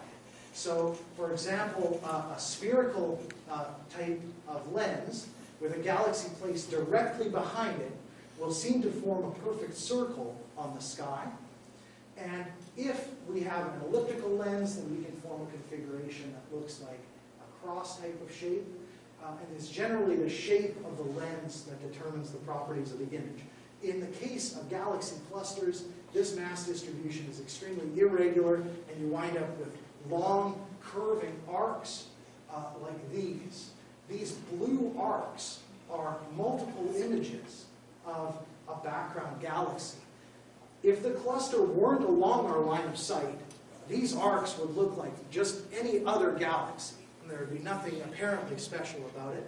But because the cluster lies between us and this object, the mass of the cluster bends the light rays as they arrive at us, as they arrive toward us, and we see them, the cluster, the background galaxy appear to be distorted and multiply imaged. This is my favorite galaxy cluster lens because it looks like a smile. And once you see that, you can't unsee it. Let me also say, there's something interesting. There's an interesting experiment that you can do with the base of a wine glass. Unfortunately, very few of you will ever do this experiment because it's a well-known empirical fact that all astronomers prefer beer to wine. But I'll bring this up anyway. It's a really neat idea. If you look at the base of a wine glass, the shape of the glass goes like a power law, roughly 1 over R. And this is very similar to the way that dark matter mass in a galaxy is distributed through the galaxy, the total mass of a galaxy. And so if you take a background light source like a candle, you can hold up the base of a wine glass and wind up reproducing some of these type of morphologies that are actually seen in nature. For example, a three-image type of mirage looks very similar to a system like this. Here we've got 2 arcs that the candle is bent into that looks like this, and a 4-ring with this beautiful galaxy G3757, which makes a beautiful horseshoe shape. Now, in general, you're using a conventional lens here, the wine glass base, to simulate the effect of gravitational lensing. This means, in general, anytime you have a varying index of refraction, you can describe a gravitational field with an index of refraction, such that the gravitational field of an object behaves very much like a common type of lens with an index of refraction that varies. And so in this water tank has been some sugar added to the tank, and it's allowed to settle for 24 hours, such that the index of refraction of the medium is larger at the bottom of the tank than at the top. And when a laser is shone through there, the laser appears to bend in the direction of the larger index of refraction. And so for a gravitational field, which has a gravitational potential, we can write an effective index of refraction for gravity in this way. Okay, since gravitational lensing is so weak, there's no chance to observe the effect of lensing from an individual star. I want to go back to using stars as lenses. Einstein, after doing the calculation for the sun, saw that the deflection angle due to the entire mass of the sun is 1.75 arc seconds, and waved his hands and said, this will never be observed for any other star other than the sun, and so it's probably useless. Einstein didn't know about galaxy-sized lenses at that point. Now, it is true that individual stars only make images, gravitationally lensed images, on the order of micro arc seconds, which is not observable by conventional optics. But the interesting thing, as Ian mentioned earlier, is that lensing produces a magnification of the background object, which can be observed. And so, even though we can't see these multiple imaging effects in all cases of gravitational lensing, we can see this magnification. So to start out, I've got a telescope at the bottom of the frame. This is looking at a star. And some massive object will pass between the telescope and the background star. And as that happens, this background star will appear to get brighter and brighter as the telescope, as the dark lens, the interloping mass distribution, curves the light rays towards us. We receive more and more light from this background object, and so the magnification increases to a maximum when this lens is directly in our line of sight and decreases back down as the lens moves away from our line of sight. This magnification curve is characteristic of a so-called microlensing event. This is when a gravitational lens causes a brightening of the background. So it was calculated in the 80s that there was only about 1 in a million chance of seeing this for a given star. So the solution is to monitor 1 million stars at once, and you increase your chances of seeing these types of events. This is exactly what was done by a number of different collaborations, looking at extremely dense regions of the galactic bulge and the Large Magellanic Clouds. And sure enough, in 1993, the first detected observation of microlensing was reported. This background object increases in brightness to a maximum and drops off with a characteristic curve that you expect from these microlensing calculations. And the curve fits the data here beautifully. In 2002, this effect was used to detect a 40 solar mass black hole that moved through the field of view of these observers, which was reported by Shu Mao and members of his group in 2002. So gravitational lens theorists started to become interested in exotic types of lensing. And we've seen that gravitational lenses themselves act like converging lenses, which magnify objects, background objects. So the question arises now, what would it look like if a diverging lens moved into the field of view? And how can you describe this? What would it mean?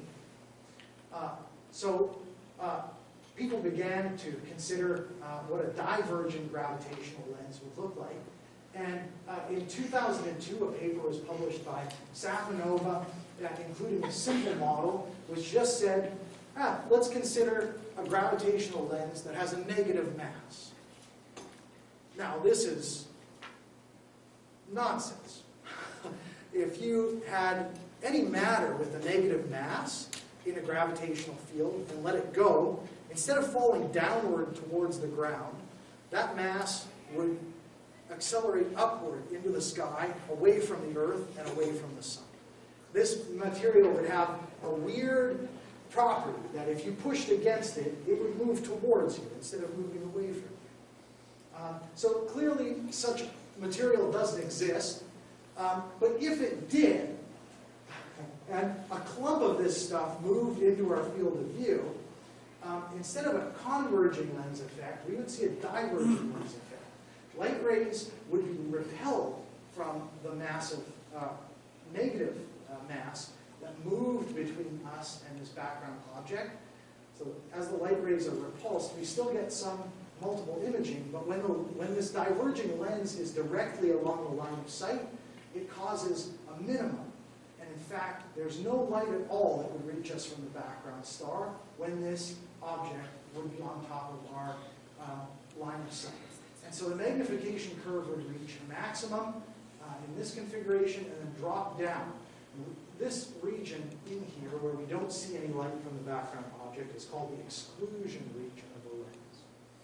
Now, when I first read about this, I thought it's an interesting calculation. That's very cute.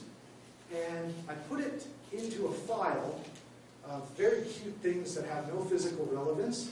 The file is round, and it's cylindrical in shape and sits on the floor. Now, I was a bit naive to make that comment, because as we'll see, this will come back and be relevant again. The lensing properties of this object are different than a conventional gravitational lens. Instead of making large tangential arcs, such a negative mass lens would produce radial arcs instead. And so, contrary to the snake type of image that Ian showed that's tangential to the mass distribution, the image that a source would make behind the lens will be stretched out in a radial direction. And here we have multiple imaging occur as two images move apart from one another. And as this source moves away from the lens, the one image moves towards the center of the lens and one moves away and matches up with what we have here. So I've shown the magnification curves here. There are two large spikes and this exclusion region in the center where we receive no light from the background object. And again, because you have to use negative mass to do it, it's a limited interest. And I would say opposite to the interests of an observational astronomer and into the interests of a lens theorist or somebody that studies general relativity, more mathematical type of problem. It's interesting from a math perspective, but it seems to have no connection to physical reality. Now, let's leave that there for now. So I want to move on to this type of lensing called plasma lensing. Let's move back into a more observational type of topic. This is a view of the galactic center. It spans 150 light years, and it illuminates the interstellar medium. Up to this point, all of our discussion has focused on light rays moving through the vacuum, moving through the void to reach us, when in fact, that's not the case at all. The galaxy is filled with material, a medium between the stars, made of ionized gas, which is imaged here in alpha light using the Hubble Space Telescope, hot plasma seen in X-rays given by Chandra, and warm dust, which makes up the interstellar medium within our galaxy. This medium is churned up by shock waves and rotational instabilities of the galaxy itself, and displays a turbulence in the same way that pouring cream into a hot coffee causes these turbulent patterns and eddies, or the smoke rising from a candle can become turbulent. So it means that the interstellar medium between the stars is not calm and featureless. There are these turbulent eddies that occur in the interstellar medium, and y'all are familiar with turbulence in the Earth's atmosphere that causes stars to twinkle. Now, this stuff in the interstellar medium, just like we see twinkling stars, causes radio sources that are seen through the interstellar medium to scintillate, in just the same way that stars seem to twinkle. The effect is pronounced at low frequencies. The index of refraction of the free electrons in the interstellar medium is given by an index of refraction that looks like this. The index of refraction depends on the frequency, so it means that the interstellar medium is a dispersive medium. It splits light up and acts differently on different wavelengths. And so if you observe a pulsar in radio light, for example, it will be affected more strongly by the interstellar medium than if you were to observe that pulsar in optical light or in X-ray light. And so we're familiar with dispersion in our daily lives. It makes a great album cover for Pink Floyd in this case, and produces internet memes like crazy. So the interesting thing about this is that this plasma frequency here is dependent on the density of electrons in the interstellar medium. The plasma frequency determines how strongly radio waves and other forms of electromagnetic radiation will be refracted as they pass through the interstellar medium, which can be clumpy and inhomogeneous. These small clumps in the interstellar medium, blobs and clumps of plasma, can act like individual lenses, dispersive lenses. And what's really interesting about this is that if you put in a very simple distribution for the electrons in the interstellar medium, in one of these plasma lenses, then this acts just like a dispersive lens and completely, perfectly mimics the effect of the negative mass point lens that was discussed by Safranova in 2002. And so the nice part about this is we get back this strange optical property of demagnifying lenses, except in this case, we don't have to use any negative mass or arbitrary physical assumptions that aren't real in order to see that effect. All we need is physics that's off the shelf, conventional plasma, and that's enough. And so what's also interesting about this is that the demagnification that comes from these plasma lenses is frequency dependent. It shows dispersion.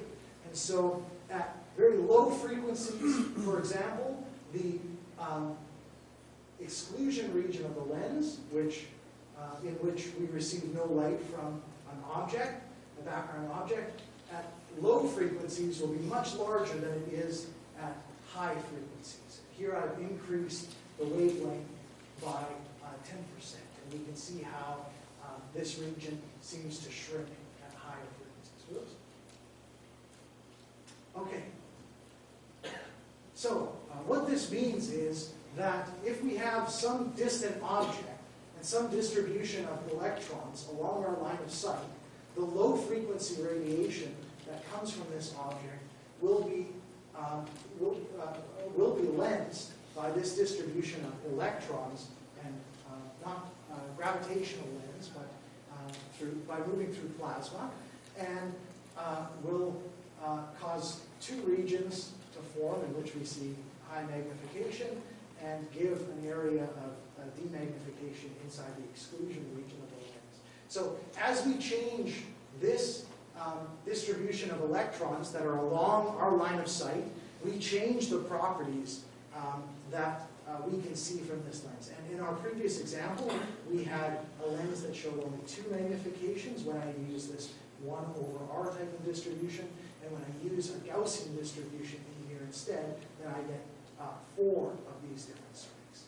So my work recently has been on this topic, which is, part of my work has been on this topic, which is focusing on finding the properties of these plasma lenses and developing families of models for them to try to describe some of these extreme demagnification events that are seen in background objects, which I'll get to in just a second.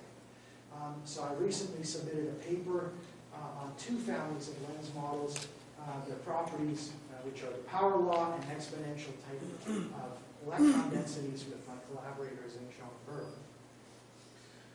Okay, so as I say, there are observations of these types of events. They're called extreme scattering events, and they're seen to act on background radio sources and decrease their intensity from between 10% to 50%. So if we look at an example, this is an extreme scattering event in the radio source 1741. And at 2.25 gigahertz, there's not much of an effect on the background. But at 8 gigahertz, at a lower frequency, we can see an extreme dip in this region that corresponds with this smaller dip. This is can be modeled using a Gaussian lens like this kind that I've shown, and this also shows a dispersive effect, which is the event is seen less at high frequencies than it is seen at lower frequencies. This can be modeled using a plasma lens, and when that's done, we can see that the prediction, the magnification, can fit the low frequencies quite well in this region. This is the lower frequency and higher frequency, which is less clear in this case. So in order to fit this event, this extreme scattering event, a Gaussian plasma lens, the size of 1 AU, the size of the Earth's orbital radius from the Sun was required. So this is a relatively small sized lens. This is the first extreme scattering event that was recorded, and this was recorded in 1981. And again, the dispersive effect is seen emphasized at low frequencies when compared to high frequencies. And in this event, there is a lot of substructure at high frequency. The reason for this substructure could be structure in the lens or in the unresolved structure in the source.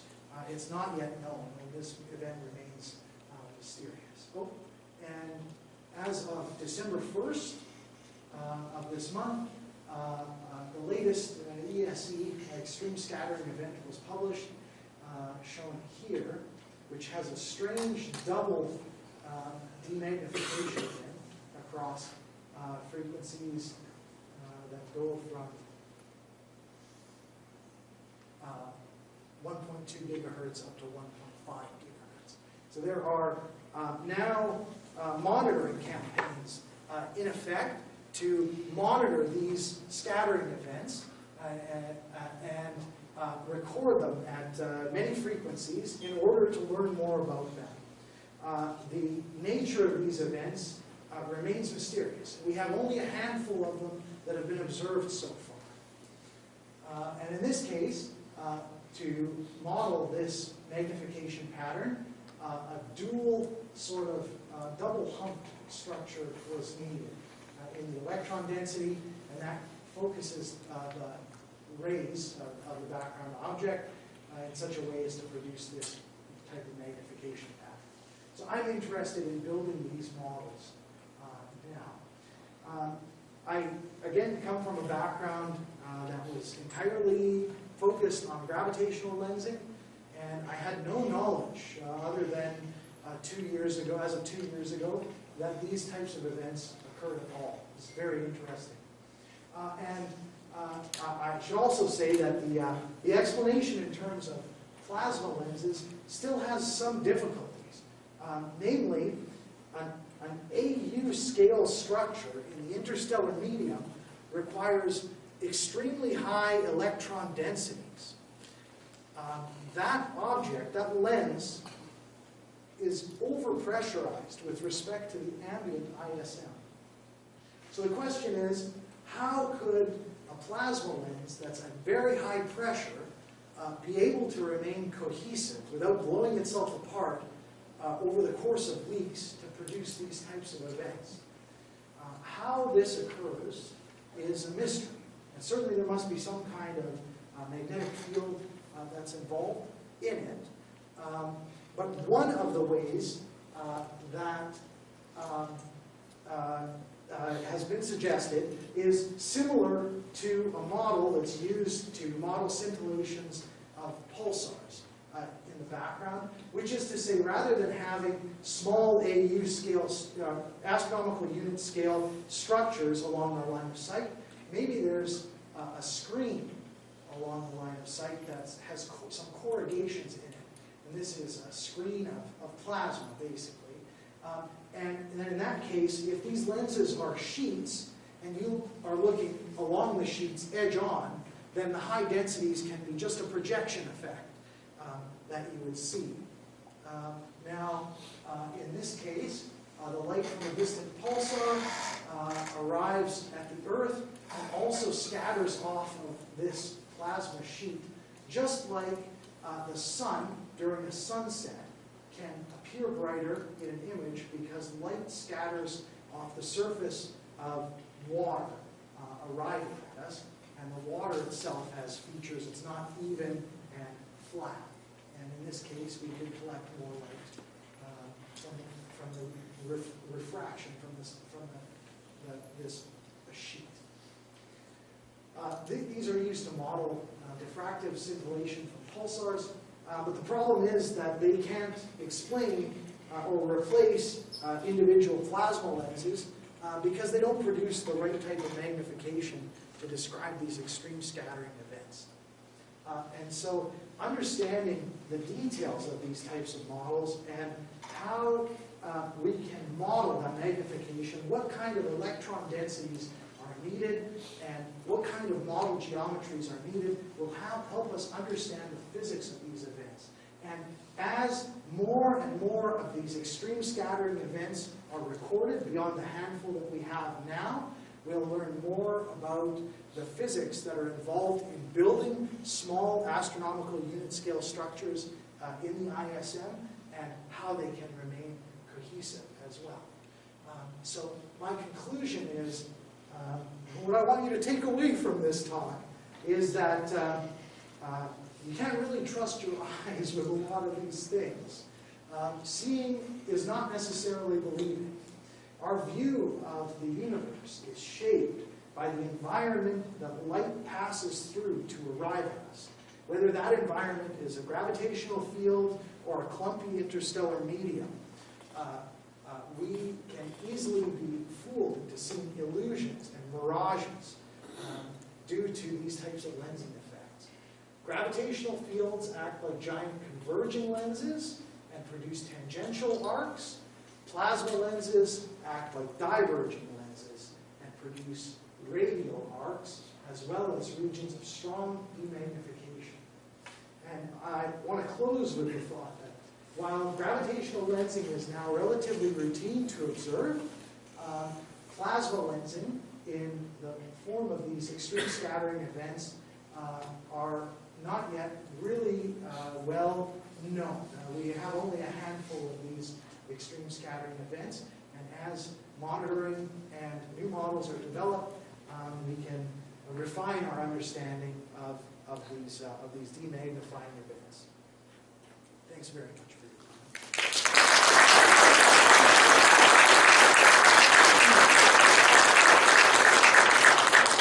I'm almost afraid to ask. Yeah, do we have any questions? Yes. Does a shell of gas from an exploding star create a sheet that could produce something like that? You know, how a star later in its life gives off shells of gas? Yes, absolutely. And what's interesting is from a study by Cords and his collaborators in 1998, they showed that shock waves from supernovae naturally produce small clumps on the scale of astronomical unit size, which is exactly what's needed for these plasma lenses. And so the shocks from supernovae or from, as you say, shells ejected, matter ejected from stars can produce sheets and different types of lensing geometries that can produce, potentially can produce some of these lenses. The pictures of the supernova 1987A has, you see the pictures and it's got clumps all over it. Is that kind of what you're talking about? A better view, a better example is the crab. If you look at the Crab Nebula, the pulsar at the center of the crab powers is blowing out this electrons and high energy particles. And within the Crab Nebula, you can see filaments and small structure inside there. In principle, those filaments can act as lenses in this way. And that effect has actually been evidence for radio refraction from those structures has been observed. I just read a paper about it recently. So that intuition that you have is correct. Stars and objects like this, shocks, can produce clumpy conditions that can act as lenses like this. But one of the interesting applications of this plasma lensing business has recently been proposed that fast radio bursts arriving at us from cosmic distances, may be in part lensed, the low frequency component of them can be lensed by these types of plasma structures and produce high magnification that we could see. And that is one of the possible explanations behind what a fast radio burst is, or at least I believe it's Cords and his collaborators wrote a paper studying the possibilities for this. I hope I answered that. Yes? Yeah. Jerry?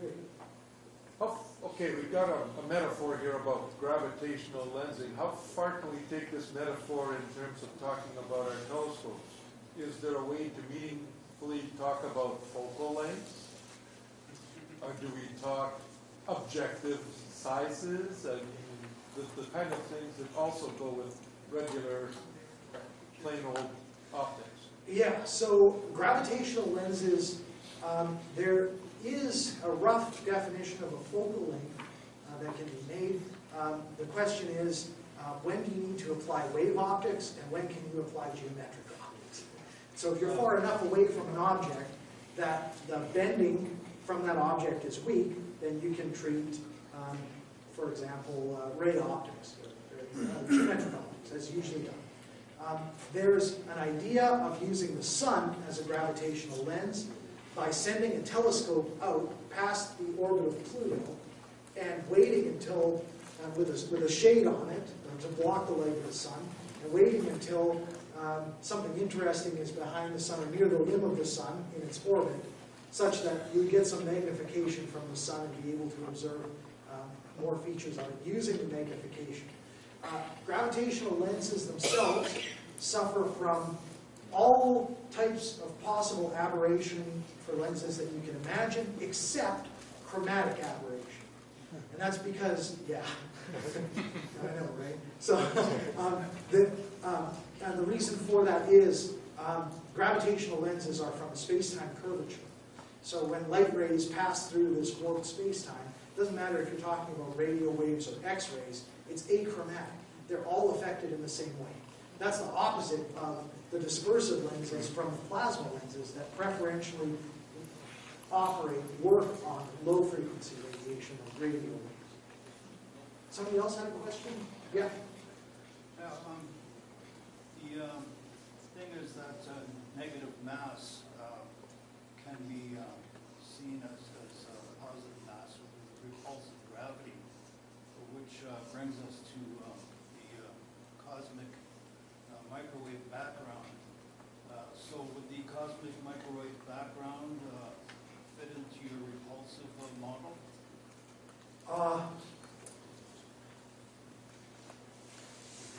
It's interesting that you mentioned that.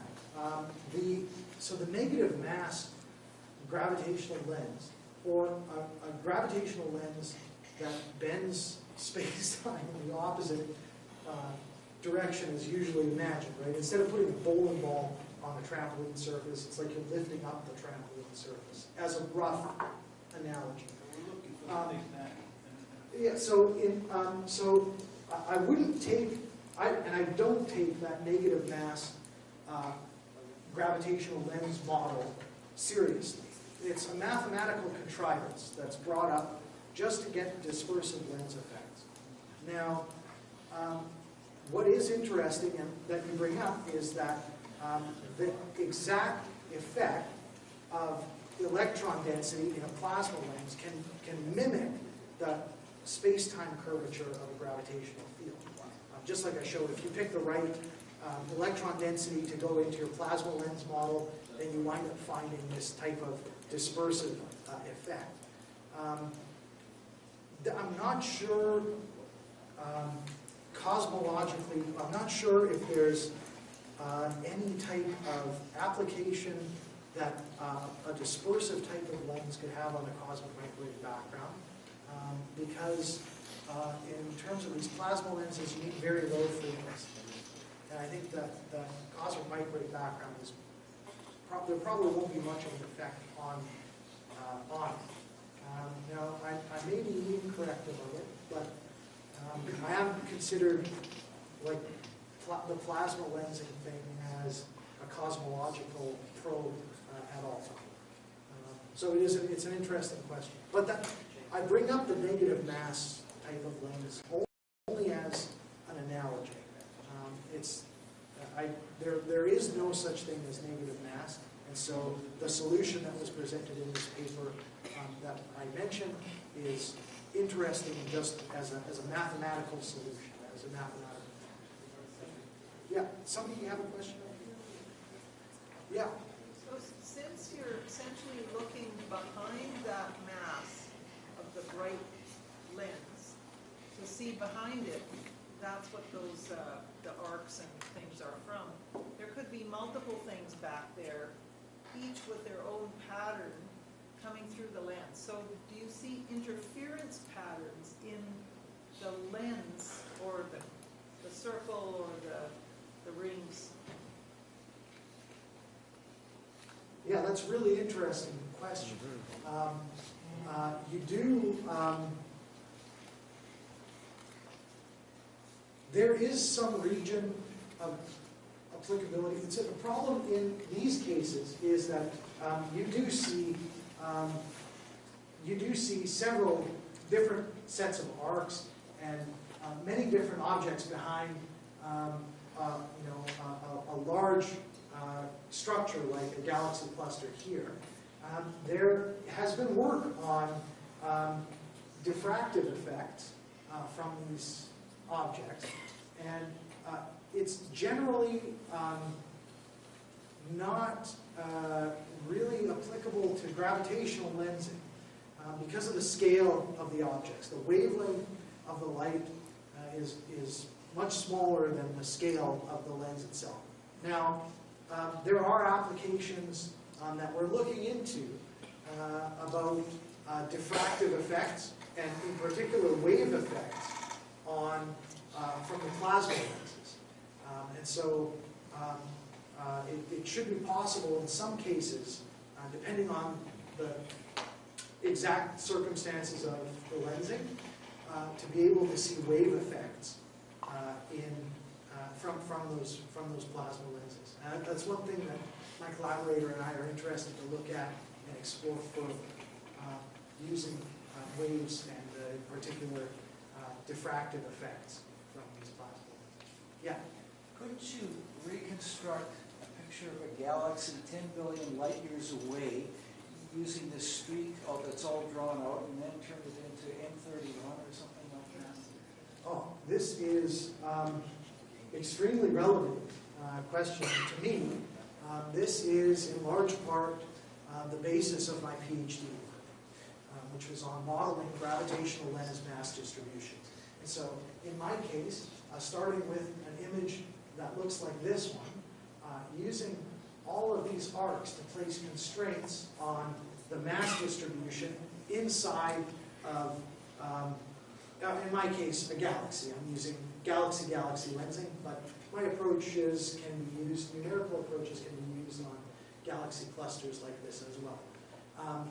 Yeah, in principle, if you have a model of the mass distribution, then you can feed these images backward through the lens and remove the effect of the lens entirely by constraining all of these images to overlap with one another on the other side of the lens. It makes a strong constraint when you have multiple images that allow you to reconstruct what this galaxy would look like in the absence of any lensing effect. Yeah? Using Jerry's telescope analogy, if you had a perfectly spherical gravitational lens and it happened to come to focus in our vicinity, and there was a galaxy that was pretty much in line behind it, would it potentially, from our point of view, come to focus as a galaxy that we can't really tell it being lensed? The analogy of a focal length is not quite. It's a little bit different than that. There isn't really a well-defined focal length to a gravitational lens. If you see now, the strength of the lensing effect depends on the distance from you, and depends on the distance of the background source as well. Right? Yeah, there isn't like a well-defined focal length in which you get, something won't look distorted. If you have a perfectly spherical gravitational lens, and you have an object that's directly behind it, or nearly directly behind it, then you can wind up with a ring. And in the case of perfect alignment with the background source, this ring will be complete. Now, in this case, Will what? will be complete. Okay, So oh, you'll yeah. see a full ring. So one point, instead of looking like a point or looking like some background galaxy, what you'll see will be a ring around this galaxy. So here we've got a galaxy in yellow, which is a foreground galaxy, and a galaxy in blue, which is a source galaxy. And this galaxy is stretched out into this horseshoe shape because it's not exactly aligned with your line of sight. It's just offset a touch. And so one of the frustrating things about these lensing events is that, yes, they behave like telescopes, but they behave like telescopes only at the objects that nature points them at. And so you have to work with what the universe gives you and what you can observe through these things.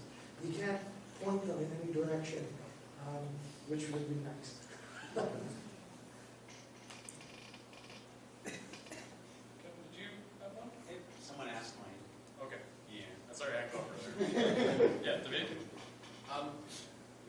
What's the effect that we see on the redshift of the focused galaxy? Do we see it? Oh, okay. That's also an interesting question. Now, the lens itself has some potential. It makes a dent. To use the analogy of the trampoline surface, it makes a dent on the trampoline, right? So the light that comes in is affected by the gravitational field. It's blue shifted as it goes into the gravitational well, but then it has to climb out the other side to get to us. So it's red shifted again. And these are symmetrical effects because it enters a gravitational field and exits. Basically, it moves through a strong gravitational field and then moves away. The lens doesn't provide any change to the redshift of the background objects. And one way of verifying that these objects are really lensed galaxies is to find the ones that produce more than one image. They're multiply imaged, like this arc and this one, for example.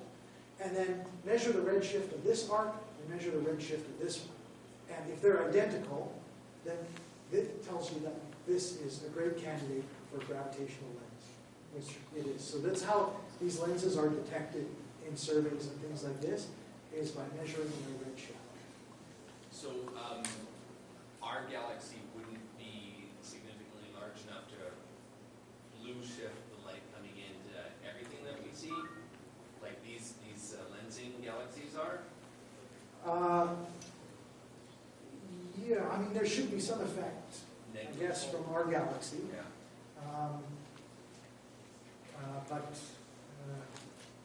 Yeah, I mean, in order to, there's not going to be any real effect because in order to take advantage of this gravitational lensing, you have to have a huge concentration of mass along your line of sight.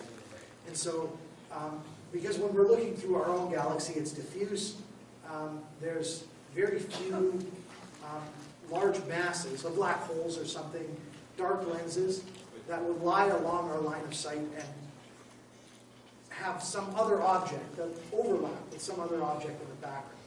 Now, plasma itself, the interstellar medium is turbulent and can clump, and this stuff is basically all around the stars, right, in which the stars are embedded. And so there are some chances, depending on the details, to see plasma lensing from the interstellar medium in our galaxy on distant radio sources. Does anybody else have any questions? Yeah.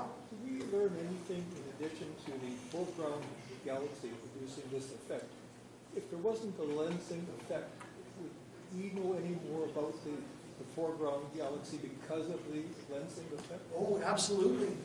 And the lensing, like for example, in this case, samples the mass distribution of the galaxy at every point along this ring. And so that means that strong constraints on the total mass of the galaxy are given by the details of these types of images.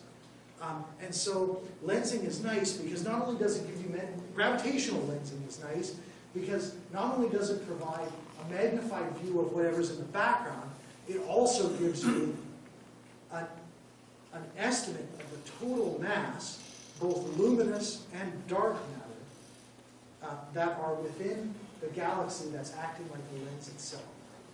And so if you can model the mass distribution of a galaxy like this, to take this horseshoe-type image and turn it back into something that looks like a normal galaxy, then you have a model for the mass distribution of both the light and the dark mass that are within the lens itself.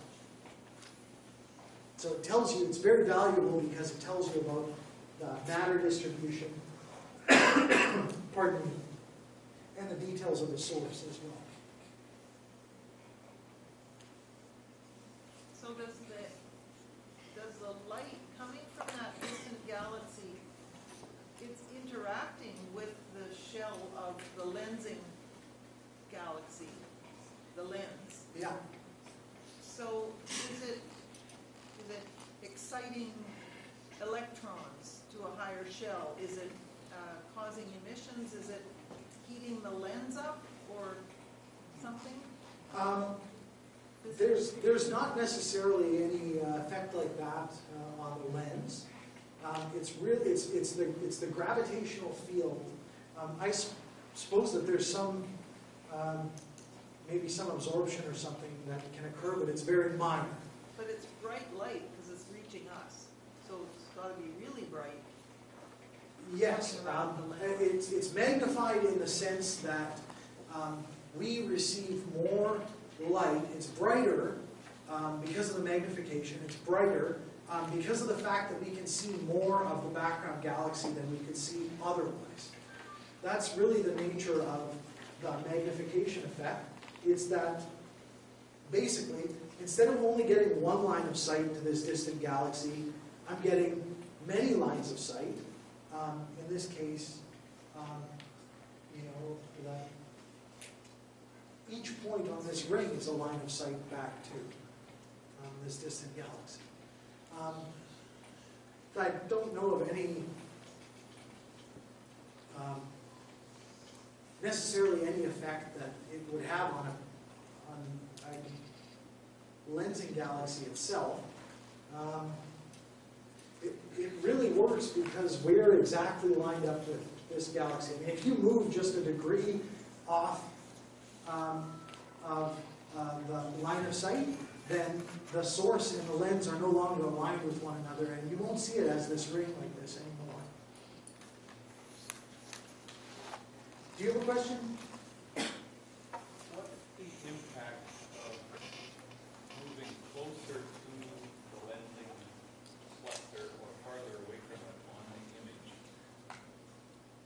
Okay, it changes the size of the ring that can be formed. So let's say, for example, let me just jump backward. No, that's okay. Let me just jump backward to this.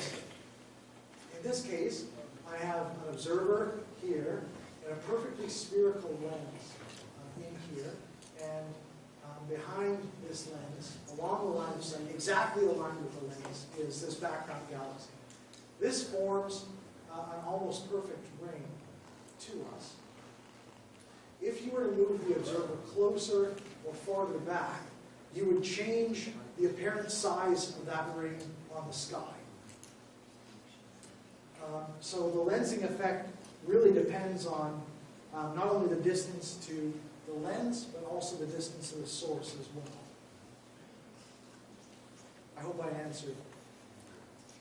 Just going to move in closer.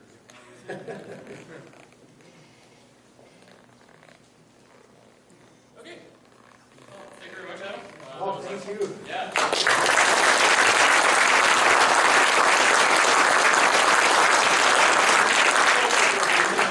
Thank you so much. Thanks, Adam. Yeah, I appreciate it. All right. Okay, so a couple little things, just housekeeping. We are planning our winter potluck we always do this after Christmas because no one's ever free on Christmas. We'll be doing this in January at Jay and Judy's place. Details, walking to the stove. We'll be doing this at Jay and Judy's place. I think the tentative date right now is January 27th, so there will be more details to come at the next meeting, and I'll also send out details to everyone via email at some point as well, once that gets finalized.